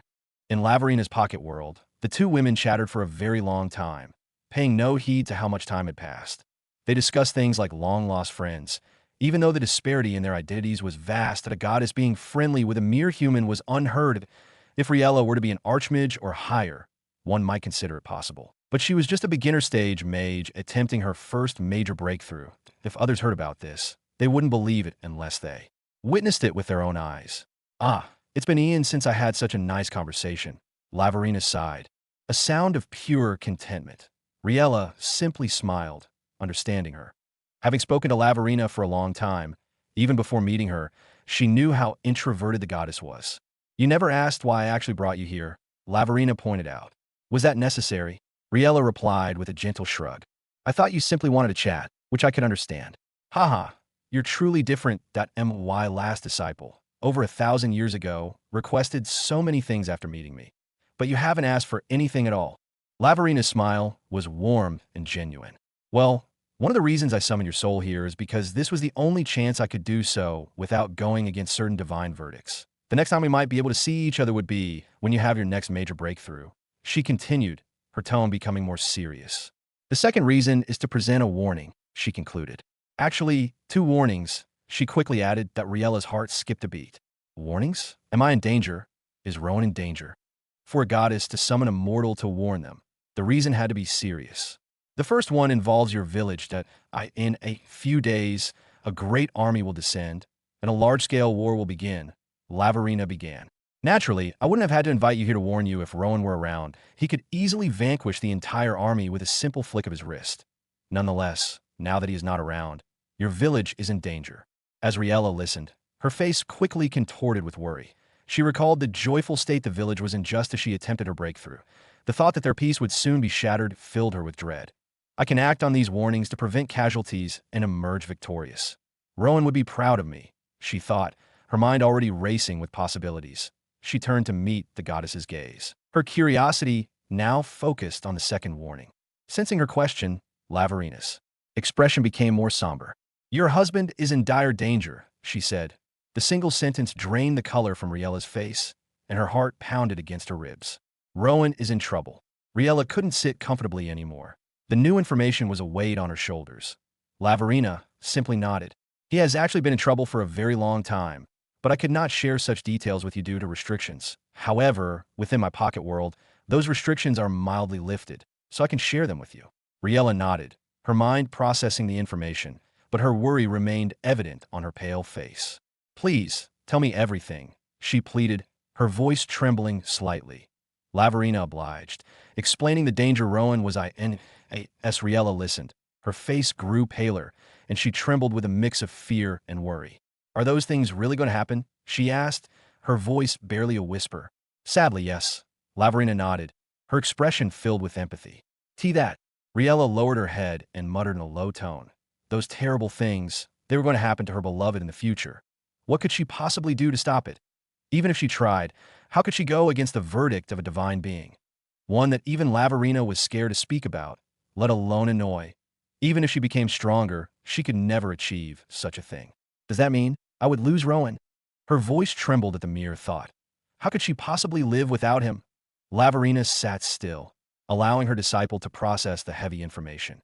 Although she appeared calm, her heart was also in turmoil, a feeling she hadn't experienced in ages. She, an immortal who had existed for eons, had begun to care for the well-being of a single human. It was frightening to imagine. Yet she couldn't stop herself from worrying about him. It was forbidden for goddesses to intervene in certain events. Yet, she had risked her divine powers multiple times to prevent things from happening to Rowan. The only reason she even warned Riella about the incoming war was because she didn't want Rowan's hard work to be reduced to nothing. She cared, and it scared her. Since she couldn't stop herself from caring, she figured it would be best to act in the best way possible while avoiding divine punishment. Maybe one day, Rowan would surpass the Earth's limits and become an immortal like her. Then she could speak to him directly, without using Riella as a middleman.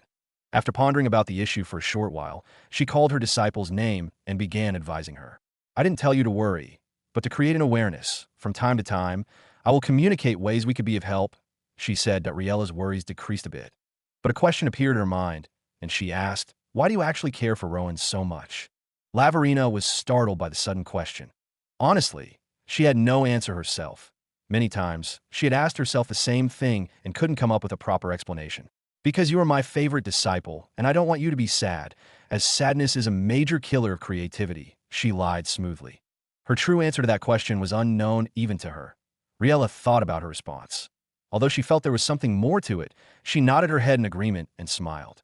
The two women discussed things for another long period of time. With an emotional parting moment, Riella was sent back to her reality, leaving the goddess alone in her pocket. World, Lavarina stared at the spot where she had disappeared for a short while before heaving a long sigh. I forgot to tell her to let Rowan know I was helping. How would he even realize it's me? Why do I even care? What am I thinking? Gentle mana drifted across the room. Riella was in the midst of her major breakthrough, and to Dragon, things were proceeding at an abnormally gentle pace. Major breakthroughs, especially the first, were always tense. Even with soothing potions, the process was never easy. Dragon stood behind Riella and watched, unaware that her soul had left her body and traveled to a goddess's pocket world. If he knew, he would surely have coughed up blood he hadn't noticed when her soul left a few minutes ago, or when it returned barely 10 seconds ago. Even though his eyes were peeled on her, as Riella's soul returned, her pace of absorbing mana increased exponentially, causing Dragon's eyes to widen. Was she holding back all this time? He wondered. At the same time, Riella entered the most tense part of her breakthrough as the mana pouring into her mana core filled it up rapidly. She could feel her mana core threatening to expand, a sensation akin to drinking more water when one was already full. The gentle sensation of her stomach expanding was what she felt with her mana core. This continued for a short time, about 2 minutes, before it happened that a soft popping sound erupted within her. One only she could hear. It was the sound of her mana core breaking free from its beginner level and entering the stage of a true mage. Following the mana core upgrade, plenty of new mana vessels were unlocked. Riella could feel the rate at which she absorbed mana increase. It was a gentle but powerful sensation. Dragon realized she had just broken through. His eyes widened. No sign of pain. She didn't even struggle, and this is her first attempt, and she succeeded. What level of genius is she? He muttered to himself. Riella absorbed mana from the mana stone for a few minutes to stabilize her growth before her eyes fluttered open. Yes, they opened. Her perception of her surroundings changed. Her vision was clearer, sharper. She could see many details she would usually miss.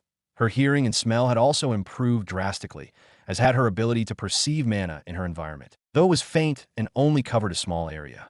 You're really something else, Riella, Dragon said with a smile. Your talent is improving every single day. Riella turned to him and smiled. She thanked him, but afterward, her face became serious. Is anything wrong? Dragon questioned. Can I trust you with something? Riella asked. Of course, you can. What is it? Is there anything troubling you? You can always share it with me, and I promise no other ear will hear about it. Riella nodded subtly. Then she opened up and told Dragon about a war that would happen soon. Where did you get this information? Dragon asked quickly. I cannot tell you that, Riella replied. But you have to believe what I said. I need you to assist me in commanding the soldiers. Dragon did not respond for a few seconds. That he wondered where she had actually gotten such information. Had she awakened the ability to see the future? Although such an ability was divine and almost impossible to awaken. There were a few people in the world with such an ability, or had she probably spoken with some divine being? Dragon shook his head at his second speculation. It was simply impossible. He heaved a sigh. All right then, I will assist you, Dragon nodded. Riella smiled brightly and thanked him. We should join the feast. Of course both of them strolled outside the house to join the celebration. The crowd quickly welcomed them and served them a variety of food. Unbeknownst to them, chaos was brewing for them elsewhere. Nighttime. Senosa village. The moon hung low in the dark sky and bled its crescent light upon the quiet but restless village. A few villagers could still be seen strolling across the streets with no sign of fear in their eyes. Even children hadn't slept yet. A few could still be seen chasing each other. Women were even spotted, seated in groups, discussing. The villagers were aware that this peace wouldn't be possible if their beloved village head, Banza, and his 2 brothers hadn't strolled past their village about 2 years ago. That time. The village was in literal ruins following a conflict with another village.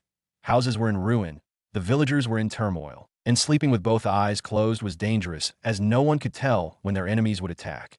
But then the 3 brothers appeared. They gathered a few men from the village, equipped them with weapons and military skills, and then they attacked the opposing village, slaughtering its army and claiming its land. Since then, the people had learned to live a genuinely carefree life. With the 3 brothers around, they knew no one could disrupt their peace. Presently, there were even rumors flying around that the 3 brothers were preparing the army for a large-scale war that a group of men sitting and drinking together currently discussed the issue. My son told me this evening that their training had become very serious and intense for the past month, that I am forced to believe that they are indeed planning a war. One of the men spoke. Which village is it this time? I can't help but pity them. There's no way they could defeat our army.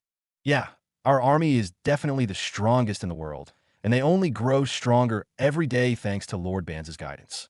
Honestly, We're not thanking Lord Banza enough that Y-Sun used to be a scrawny brat who ran away from simple chores. In less than 2 years of training with Lord Banza. Not only has his physique improved, but his strength has grown manifold, and he has become very manly that I am very proud. The three men discussed further at the same time. Inside one of the biggest wooden houses, the three brothers could be seen sitting inside a well-lit hall with serious expressions on their faces. If one entered the room at this moment, they would think the three were going crazy as they seemed to be staring at empty air. Your villagers appreciate your hard work. A soldier is kneeling, wishing for heavens to bless you. Plus 75 evolution points as these notifications popped up, their serious expressions softened gradually. Jew SD, how many evolution points could we farm from taking down that village? One of them muttered. Rowan's eyes fluttered open in a concealed crimson room, only as big as a bathroom. A frown quickly appeared on his face. His last memory was of him eating pizza and relaxing with his two comrades. How had he suddenly found himself here? As his mind wrestled with these conflicting thoughts, he lifted himself from the ground and observed the concealed space. There was nothing to be seen except the crimson walls. Due to its tiny size, the walls were very close, and the air within was limited. Where the FCK am I? Rowan asked, the question troubling his mind. Where are DeAndre and Colt? He wondered aloud that if he had been captured by some demons within the demon lair while they were relaxing, at least his comrades should be with him. His thoughts began to spiral. Something strange happened. The room began to expand. First, it reached the size of a standard bedroom, then the size of a living room, and continued stretching in all directions until it became as big as a football stadium. Nonetheless, it was still a sealed space. It was as though he had been tossed into a one-room prison with no sign of an exit. There was no window, none door, even the roof was concealed. Everything crimson, exactly like the color of the interior of the demon lair. As he began to try to figure out his situation, something else happened. Just a few meters ahead of him, a figure began to emerge from the air at an alarming speed, in 2 seconds. The figure had formed completely. A man of the same height, same hair color, same body aesthetics, and same clothes. A carbon copy of Rowan. But he possessed a deeper, darker vibe. A devilish grin was plastered across his face as he stared down at Rowan coldly, with disdain and an unmissable hint of a superiority complex. Rowan felt the space grow chilly the moment his dark mirror appeared. It was as though a demon had descended and a dangerous aura had spread. His hair stood on end, and he became vigilant. He tried to open his inventory, to summon his weapon and slay his dark mirror before it acted. But he discovered he could not access his inventory. His eyes widened in shock and helplessness. He quickly called for his system, first with his thoughts and then with his voice, but there was no response, as though it had never been there. There was no familiar connection with IT. As he began to panic, the devilish grin on his dark mirror grew wider and deeper, and then it spoke. Are you trying to access this? As it spoke, a rectangular holographic window appeared in front of him, featuring what should have been Rowan's inventory. All his items, including the Soul Harvester, were there. Rowan's eyes remained agape, fixed on his dark mirror as he reached for the inventory and equipped the Soul Harvester. The dark mirror then closed the inventory and turned to look at Rowan after equipping the sword. Grinning, he tilted his head to the side slowly, and his eyes shone with malice and power. Rowan felt utterly powerless at this moment. His system, his weapons, his body, his face, everything had been stolen by the dark mirror in front of him. How does it feel to be powerless and useless? The voice mocked. Rowan simply stared with helplessness. Without the system, what are you? Without these weapons, especially this soul harvester you so cherish, what are you? Silence prevailed for a few seconds. None of the two Rowan spoke. You can't answer? Let me answer for you. Useless, weak, impotent, disgusting. That is what you should feel. Rowan still could not respond. The unfamiliar feeling of helplessness washed over his body, forcing him to keep quiet. The moment. He did not stop attempting to summon his system and inventory through his mind. He even attempted to contact Blaze and Black Drifter, but there was no connection. He was alone and powerless against his own self. Without all that, can you defeat me? The dark mirror asked once more. He took a step closer to Rowan, completely shifting the atmosphere in the concealed space. No, you can't. I'm your dark side, your powerful side. All your luck and might belong to me, and you are just a weakened vessel without your cheats. He took another step forward. Accompanying a terrifying temperature shift, Rowan felt the gravity around him increase, and his expression became pained. The dark mirror twisted the soul harvester playfully and took another step closer. The gravity change became worse. Rowan could not stand on his feet anymore and fell to his knees, gritting his teeth in a fruitless attempt to resist. His eyes did not leave the body of his dark mirror. Rowan felt like if he did, he would die, and if he kept looking, he would at least be lucky enough to witness his own death at the hands of himself, or rather, his dark mirror. Right now, the dark mirror was only 3 steps away from reaching him, and as he took the first step closer, the gravity intensified, and Rowan fell flat, struggling to even lift his head to face his approaching darkness. Another step was taken, and Rowan's face was planted in the ground. All attempts to lift his head were fruitless. Fear like never before erupted within him, the greatest. Fear he had ever felt in his life wasn't half as tough as what he felt right now. All his senses were gone. His vision was black. His nose struggled to breathe. His mouth kissed the ground, and only his ears struggled to hear. And he heard the sound of the last footstep closing on him. His mind blanked. His body shivered. He awaited the worst. A stab to his heart from the weapon he cherished the most. He shut his eyes. Even though his vision was already gone, his heartbeat intensified. He waited. But after some time, nothing changed. And then he attempted to open his eyes. They opened. He found himself in a new place, a familiar place, place he never expected he'd be able to see again in his life. That Rowan's eyes fluttered open inside a familiar, exquisite bedroom. His gaze met the familiar ceiling, white, spotless, and perfectly crafted. The smooth surface gleamed under the soft glow of the chandelier, its delicate patterns etched with subtle elegance. It was the kind of ceiling that spoke of wealth and refinement, a finishing touch befitting the bedroom of someone who had everything. Rowan's eyes furrowed. I did not die. What is happening to me? He slowly lifted himself from the bed. The exquisite and spacious structure of the bedroom lay bare before his eyes. Polished walls, fine furniture, and golden trims whispered of wealth. In the far corner, an expensive gaming setup stood proudly. Massive screens, sleek consoles, and a glowing chair fit for a king. My room before I was transmigrated into Emperor's domain. He recognized it easily.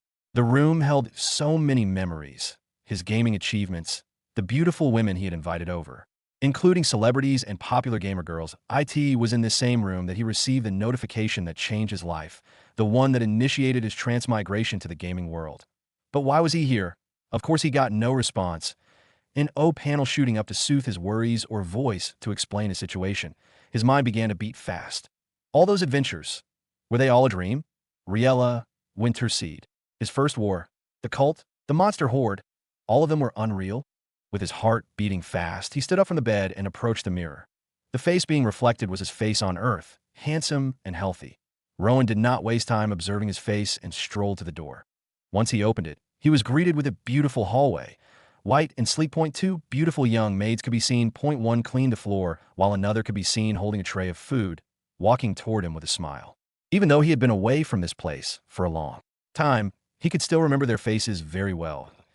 As the lazy owner of a very big mansion, he naturally had to employ extra hands to maintain it and prepare his meals. He even had guards and drivers stationed outside. Master Rowan, the maid bowed her head and greeted with a smile. Rowan nodded, but did not smile back. He told her to drop the food inside his room and come meet him. Once she returned, he opened a short question-and-answer session. He asked a lot of questions about himself, the current date and time, and events happening across the world. The maid, although surprised by the influx of unnecessary questions, did not dare complain. She answered all his questions patiently. Rowan listened attentively. All her answers were just as he recalled. Nothing changed. By the way, a friend called today. He said his name was DeAndre. Okay, I'll check the call out later. Rowan replied, half-mindedly. Before his mind picked up the strangeness, he looked at the maid with widened eyes and asked in a loud and troubled tone, "Did you just say DeAndre?" The maid was startled by his sudden change in demeanor. All the time she had worked for him, he had never been so stressed about anything, especially not something as simple as a phone call. Yes, he said, the two of you need to hang out. He mentioned something about a Demon Lair event. I think it has to do with Emperor's Domain, the video game that's trending right now. And he mentioned a name. I think it was Ella. No, Riella. Yes, Riella was the name he called. As she spoke, Rowan's eyes widened even more. His heart beat even faster. DeAndre. He had no friend called DeAndre on Earth before he was sent into the game world. Even in his list of in-game friends, none of them had that name. And Riella. That name should only exist inside Emperor's Domain. The Demon Lair aspect made everything more confusing. The three were connected. Not in this world. Not in-game. But in the actual world of Emperor's Domain. Rowan heaved a long sigh. He turned to the maid and flashed. her a calm and gentle smile. "You can leave now." The maid bowed slightly with a small blush before leaving. Rowan quickly strolled back inside his room and locked the door behind him. What the heck is happening? He bit his finger as he was immersed in those thoughts. He racked his brain for even the simplest explanation. But none were there. Everything happening was bizarre. Even though he wasn't stuck in any form of danger, he felt a great sense of fear. He rushed to his gaming setup and took a seat. He turned it on and went straight to the gaming forum. He scrolled through all the tabs, reading the major headlines and discussions. But none of them stood out. In fact, he could still remember some of these chats. Just what the heck was happening? His head ached as his thoughts crumbled. As he fell back into his thoughts, he could not help but feel that he was gradually going crazy. Meanwhile, at the same time, standing in a seemingly dazed state inside a noisy supermarket, was a tall young man in his early 20s. He had long white hair and an exquisitely handsome face, one that did not match his clothing, as he was dressed in a work uniform with the supermarket's logo on it.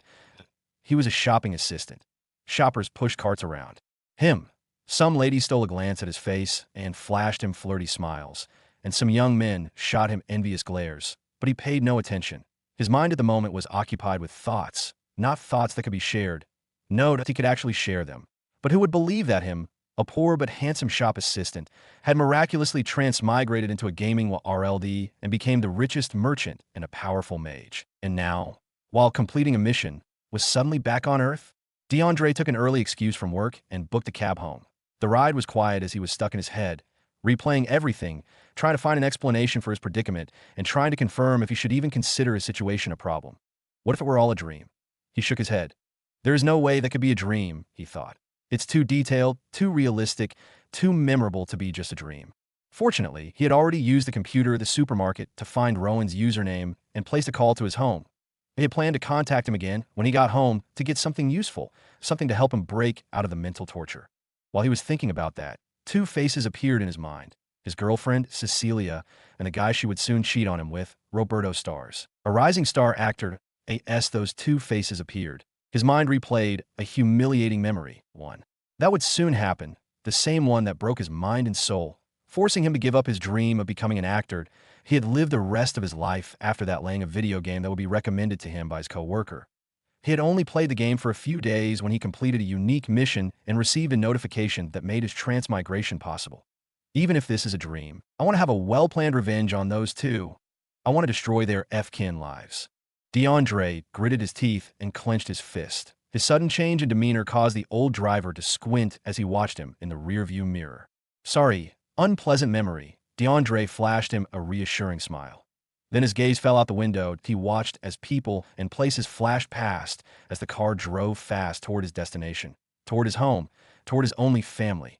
10 minutes of quiet driving later, DeAndre finally arrived at his destination, a neat, peaceful suburban neighborhood. As he exited the vehicle, a group of young kids rushed to welcome and play with him for a bit before returning to their game. He stood in the middle of the road and observed the street of the place where he had spent most of his life, and also the place where his mother was murdered by a serial killer. Though the serial killer, a mad religious fanatic, had been found and arrested, he was only made to serve a total of 5 years in jail and would soon be released. DeAndre felt the familiar feeling of injustice and powerlessness that had taken over him at this period of his life. If only this world were without rules and akin to the world of Emperor's Domain, where strength rules, I would have killed that bastard myself, he thought. But he suppressed those vengeful thoughts and strolled toward his house.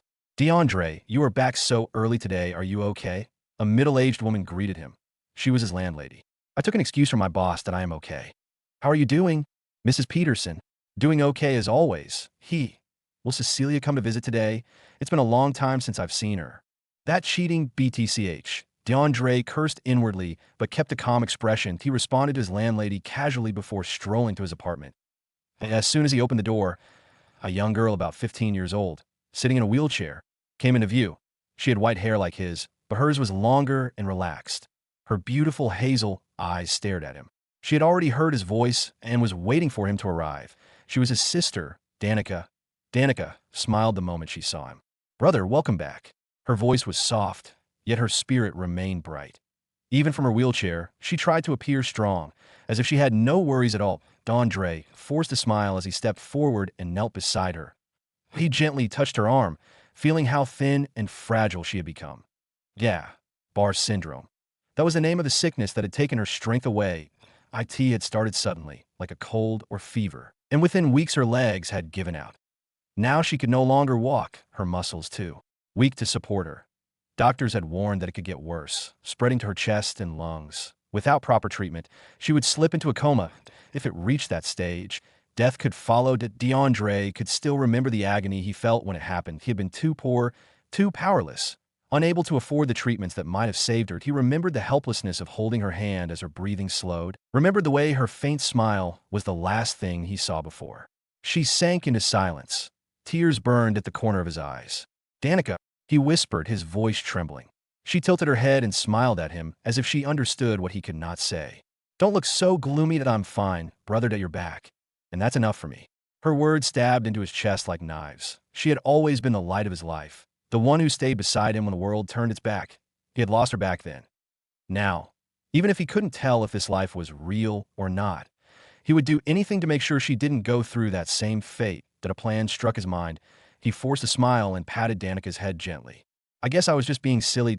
Don't mind your big brother. He still doesn't know how to act when his beautiful little sister greets him with such a bright smile after a stressful day at work."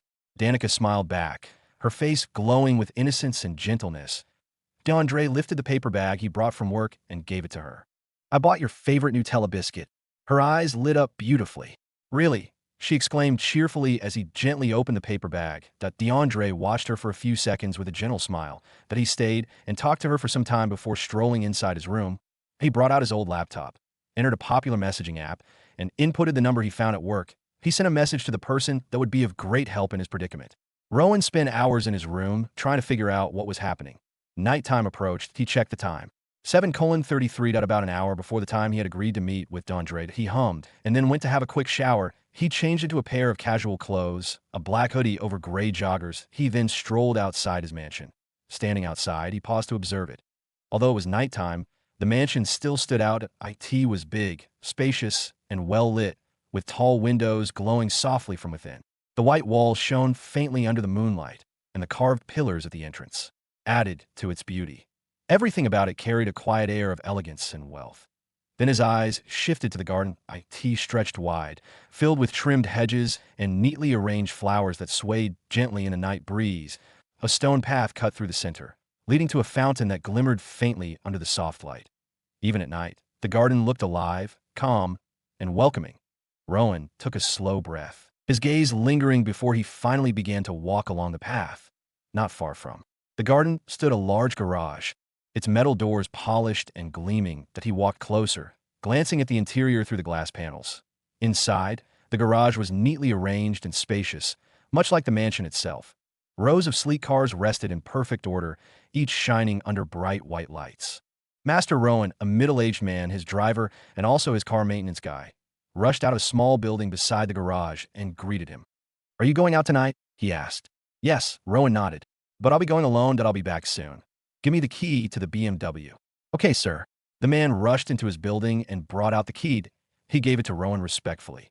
Rowan took the key and strolled toward the latest BMW Alpina B8 Grand Coupe. The IT was black with a sleek and sophisticated design. He felt the familiar exterior of his favorite car. "To think I'd feel so good from simply sitting inside a car," Rowan muttered with a calm smile. He ignited the car's engine and drove out of the compound. Inside a quiet restaurant, two young men sat opposite one another. Rowan and DeAndre stared at each other in awkward silence for a long time. It was as though the two of them were quietly evaluating one another. DeAndre's white hair relaxed on his shoulder. "You're Rowan?" he asked. "And you are DeAndre?" Rowan returned the question, of course, even though the two of them had already spoken on the phone and agreed to meet to discuss the mysterious occurrences around them. Now that they were sitting in front of each other, they couldn't help but question each other's appearance. Following their first exchange of questions of identity, the two of them went on a series of more questions and then friendly roasting as they confirmed each other's identities. "I thought you would be richer," Rowan taunted. "I thought you would be taller," DeAndre taunted back. "I'm 6 feet tall," Rowan scoffed. "And I'm half a foot taller than you. Why are we bringing height into this conversation?" "Because you brought up money. You started it. Anyway, enough of the back and forth. Let's discuss some serious issues." DeAndre nodded, a serious expression appearing on his face as he asked, "What do you think is happening?" Rowan paused for a second. "I think we're under some kind of hallucination trap within the demon lair." Exactly my thoughts. But how can we break out of it? That is the difficult part. What could they actually do? Kill themselves? That was the worst idea. The death from his first hallucination had sent him to this timeline, that if they killed themselves again, who knows where they might be sent. With no system to guide them, they had to pave a way out of their current situation by themselves. I think this has something to do with our heart demons, DeAndre said. Rowan's eyes squinted a little bit. Explain. DeAndre nodded and began explaining why he made such a statement. Maybe we have some kind of history in this present world that we always wish we could change, like revenge, preventing a loved one from dying, something that changes the entire course of everything, he explained. Rowan nodded softly. He got the point his buddy was trying to make, but he doubted it. That would be the actual answer if the trap was triggered from a temple or some ancient holy domain. But it's different that IT was triggered from a demon lair. If anything, they would want chaos. Both of them paused for a moment. But what kind of chaos can we cause in a world as ordinary as our own? Rowan could think of a few ways to break the peace of the entire world, but just as DeAndre said, it would be impossible on his own. I think we should try my first suggestion. If it doesn't work, then we could try something else. I personally have some things I want to change. Then he turned to Rowan. Do you have any? Rowan paused. He thought for a second if he had any.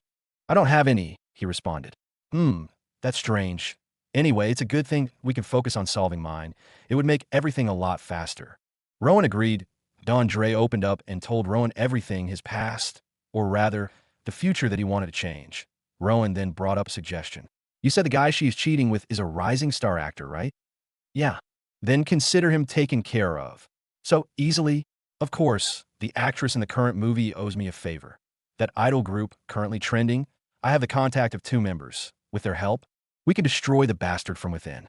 DeAndre listened to Rowan, and his eyes widened. Funny how our roles have reversed, he chuckled. In the game world, I have more connections, but over here you are the boss. Rowan simply scoffed. The two of them talked for a few more minutes. Rowan sent DeAndre $500,000 to take care of his little sister's health. He also devised a plan to humiliate his eating girlfriend, destroy her life and career, and then that of the boyfriend she relied on to advance her acting dreams. It was the late hours of the morning. The people of Winterseed had only started retiring from their houses so late because the feast had lasted a few hours past midnight.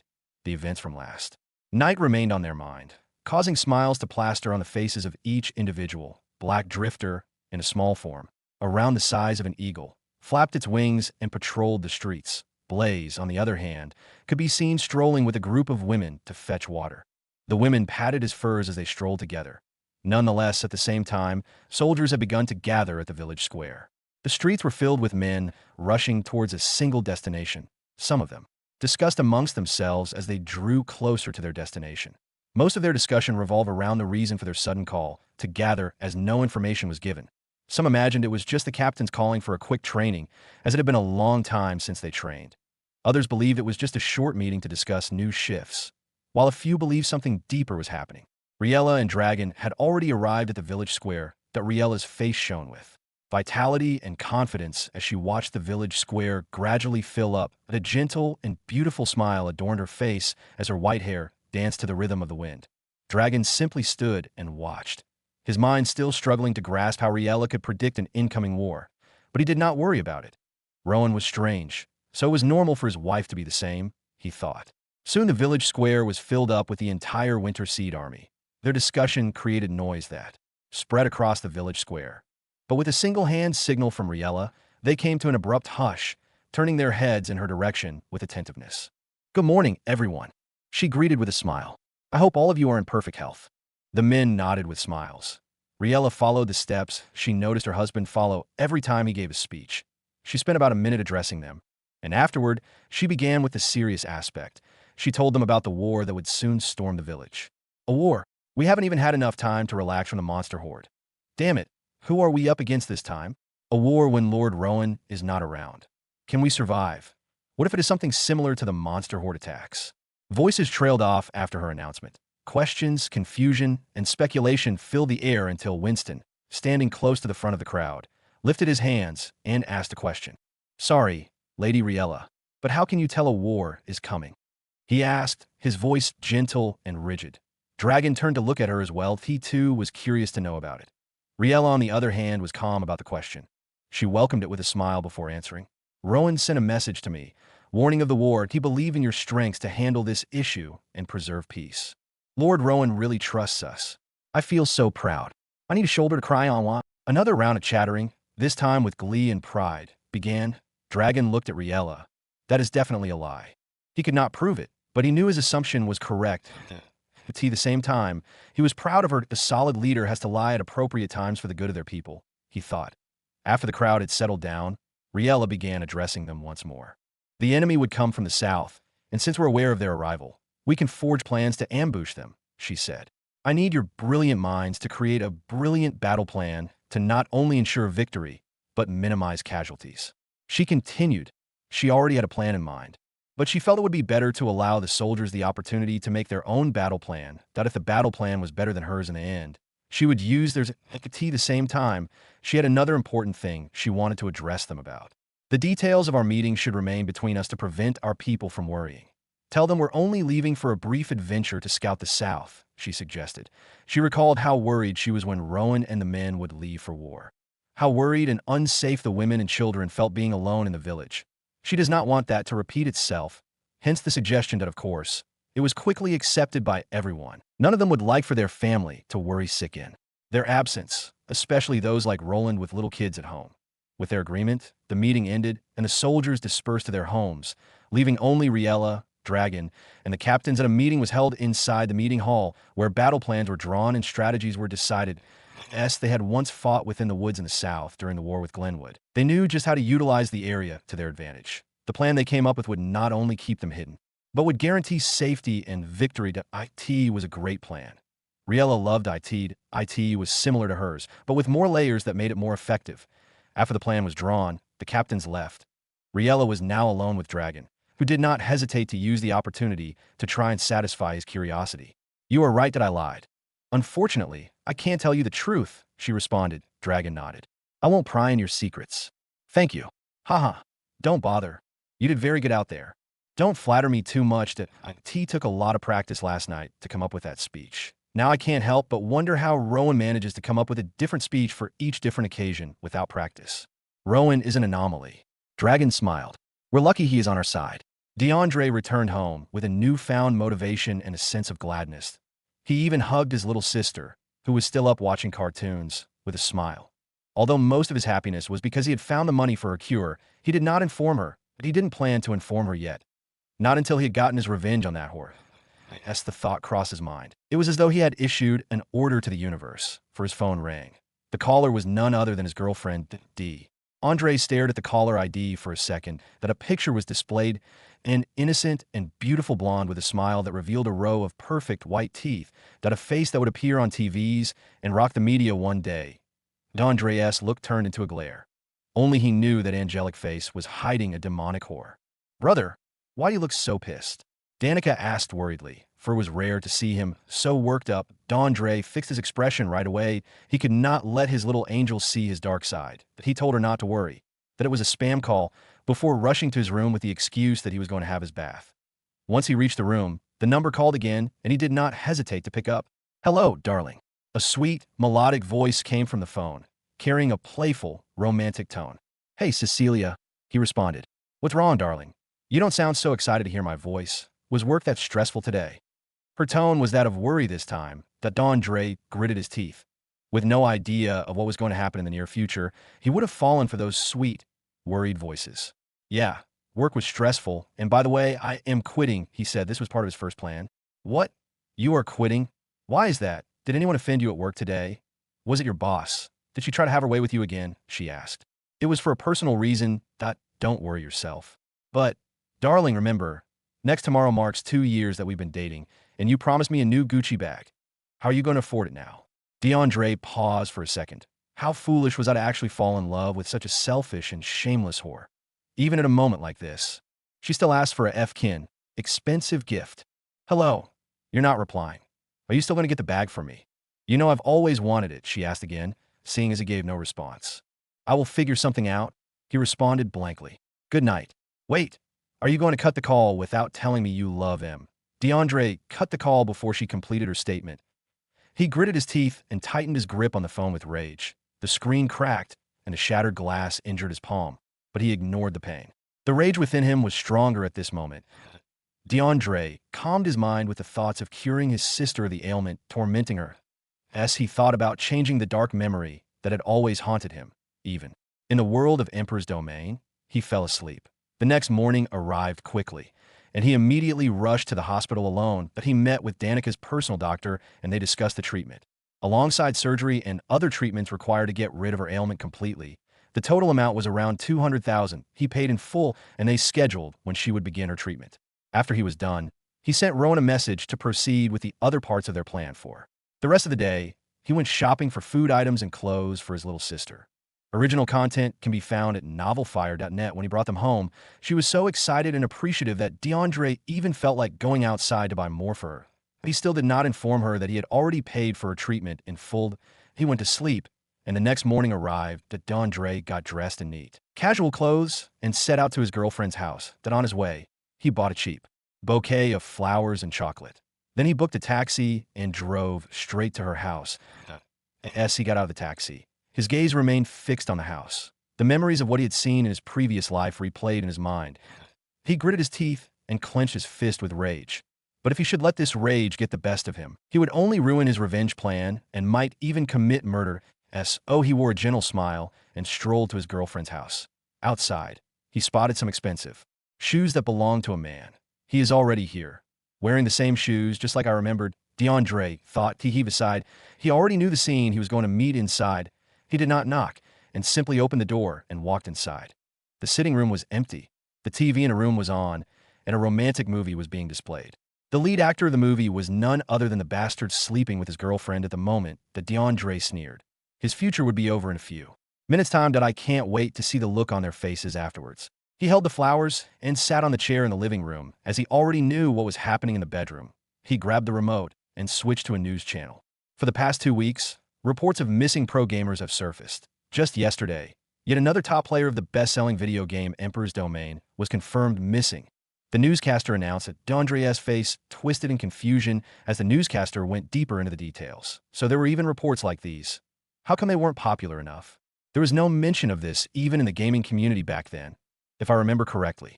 While he was pondering, 2 footsteps hurried over. He turned in that direction and spotted his girlfriend, whose hair was a mess, wearing only a towel that barely covered her naked and sweaty body. The other person was a guy with good looks and more than 6 feet of height. He was wearing a pair of boxers, and the look in his eyes right now was filled with rage. "You, how dare you enter a lady's house without knocking?" the guy said, and a smile slowly crept on DeAndre's face. Now is the time to deal with this bastard. Roberto Stars, an actor who had landed a lead role in a movie, had garnered a lot of attention from the female folk who fell in love with him for his looks, overlooking his poor acting skills. The young actor quickly became a sensation among the ladies, and even his social media following shot up by millions in just a few weeks. There were even rumors that he would be starring in a new romantic movie set to be released during the winter, and his fans could not stop talking about it. Even in his workplace, DeAndre grew tired of his female coworkers constantly discussing the handsome young actor. And now he was sitting right in front of him. "I'm talking to you." Roberto stepped forward, moving closer, ready to start a fight. Beside him, Cecilia, who had frozen for a few seconds, broke out of her shock and quickly rushed to hold Roberto back from hitting DeAndre. "Darlin', he's the poor ex I told you about," she said, wrapping her arms around his waist to stop his movement. Hearing her words, the grin on DeAndre's face did not disappear. He had already played out how this moment would go in his head. Roberto, on the other hand, wore a smug smirk as he looked at DeAndre up and down with arrogance. "So, you're the DeAndre she mentioned. The poor guy who couldn't even afford the cheapest designer bag," he said. Then he turned to Cecilia, grabbed her waist, and pulled her closer as she let out a small giggle. "Your girlfriend is mine now," he said. "Very soon, I'll land her a role in a good movie, and she'll shoot up to fame, leaving you far behind," he continued. "How will you feel watching her on screen, probably making out with a handsome actor like me?" he asked. His words were aimed to break the spirit and confidence of the young man sitting calmly in front of him. He wanted to see DeAndre react with anger, just like the boyfriends of the other women he had stolen before.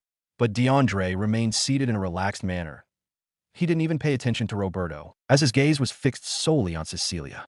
"Cecilia, I'm really disappointed in you," he said in a calm tone. Both Roberto and Cecilia were dumbfounded. Cecilia was even hurt and triggered by his calm words. "What do you mean, disappointed? I'm in a better place now than I ever was with you. You were saving for a mere designer bag, while Roberto has already gifted me 3 expensive bags in the few months we've been together, she bragged. So you're only dating him for money then? What's the difference between you and those roadside whores? This time, his words completely triggered her. She broke away from Roberto's embrace and stomped toward the nonchalant DeAndre. Who are you calling a whore? She snapped. There's no other woman in the room. So yes, you did IS that too hard to get through your stinking brain? You. She was enraged. You heard what Roberto said, that he'll soon recommend me for a good movie role, that I'll become a superstar. Tell me, can whores become superstars? You'd be shocked at how many whores are in the movie industry. You'll just be another cheap addition to the list. Her fury reached its limit and she lifted her hand, ready to slap him. But DeAndre only raised an eyebrow, as if daring her to go through with it. Seeing his nonchalant reaction, she lowered her hand, gritting her teeth in frustration. That's what I thought, DeAndre scoffed. He tossed the flower onto the ground and stood up. And I'm actually sorry for how dumb you are, thinking a handsome, trash-grade actor like this monkey can get you into the acting world, he said. What did you just say? It was Roberto's turn to react. He stepped closer, his tone sharp. Say that again to my face. But before he could continue, the entertainment news segment suddenly came on the TV. A popular rising star actor is currently being investigated for his disgusting sexual relationships, which are slowly ruining Hollywood's image. Roberto and Cecilia both turned toward the screen. When they spotted the picture being displayed, their eyes widened. What? Roberto stammered. Which channel is this? How dare they spread such news about me? Darling, why are they saying something like this? Cecilia asked nervously. Roberto ignored her and pulled out his phone as the two panicked. DeAndre strolled to the refrigerator and casually grabbed a can of soda. Meanwhile, Roberto hurriedly called his manager. Manager Han, have you seen the news? He asked, panicked. The angry voice of his manager barked through the speaker. How dare you? After everything the agency has done for you, you went ahead and ruined our image by being such a disgusting fool. The boss has decided to end our contract. Your role in Glowing Hearts has been canceled. As the furious voice raged on, both Roberto and Cecilia's faces crumbled, especially Cecilia's. With Roberto now falling into disgrace, her dream of using him to enter the movie industry would collapse along with him. She even thought about cutting ties with him right there and pursuing her dream alone. But the manager's next words shattered that idea completely. We also found out you've been using your undeserved fame to recommend young ladies to producers. Well, guess what? All their roles have been revoked, and every single one of them is banned from acting. Don't ever dare to call this number again. You miserable bastard. The call ended, and silence filled the room. Cecilia's eyes widened. He hasn't recommended me yet, right? Roberto, darling, you haven't recommended me to anyone yet, right? She asked shakily. Right? She repeated again. But Roberto stood frozen. The phone still pressed his ear, even though the line was already dead. Of course he has recommended you already, DeAndre said casually. How do you know? Cecilia snapped, gritting her teeth. Dumbass, look at the TV. And she did. Her body weakened instantly, and she collapsed to her knees, because what she saw on the screen destroyed her completely. The news displayed pictures of all the young actresses Roberto had recommended, and right in the middle was her face. Her life was over. But this was only the first phase of DeAndre and Rowan's planned revenge. P.S. Currently, we have caught up with the story. If you like the story, please support me for this video or the author for this amazing story. And that's the end of today's chapter from the Dimensional Diary. If you enjoyed wandering these worlds with me, don't forget to like the video, share it with fellow adventurers, and subscribe so you never miss the next story that unfolds.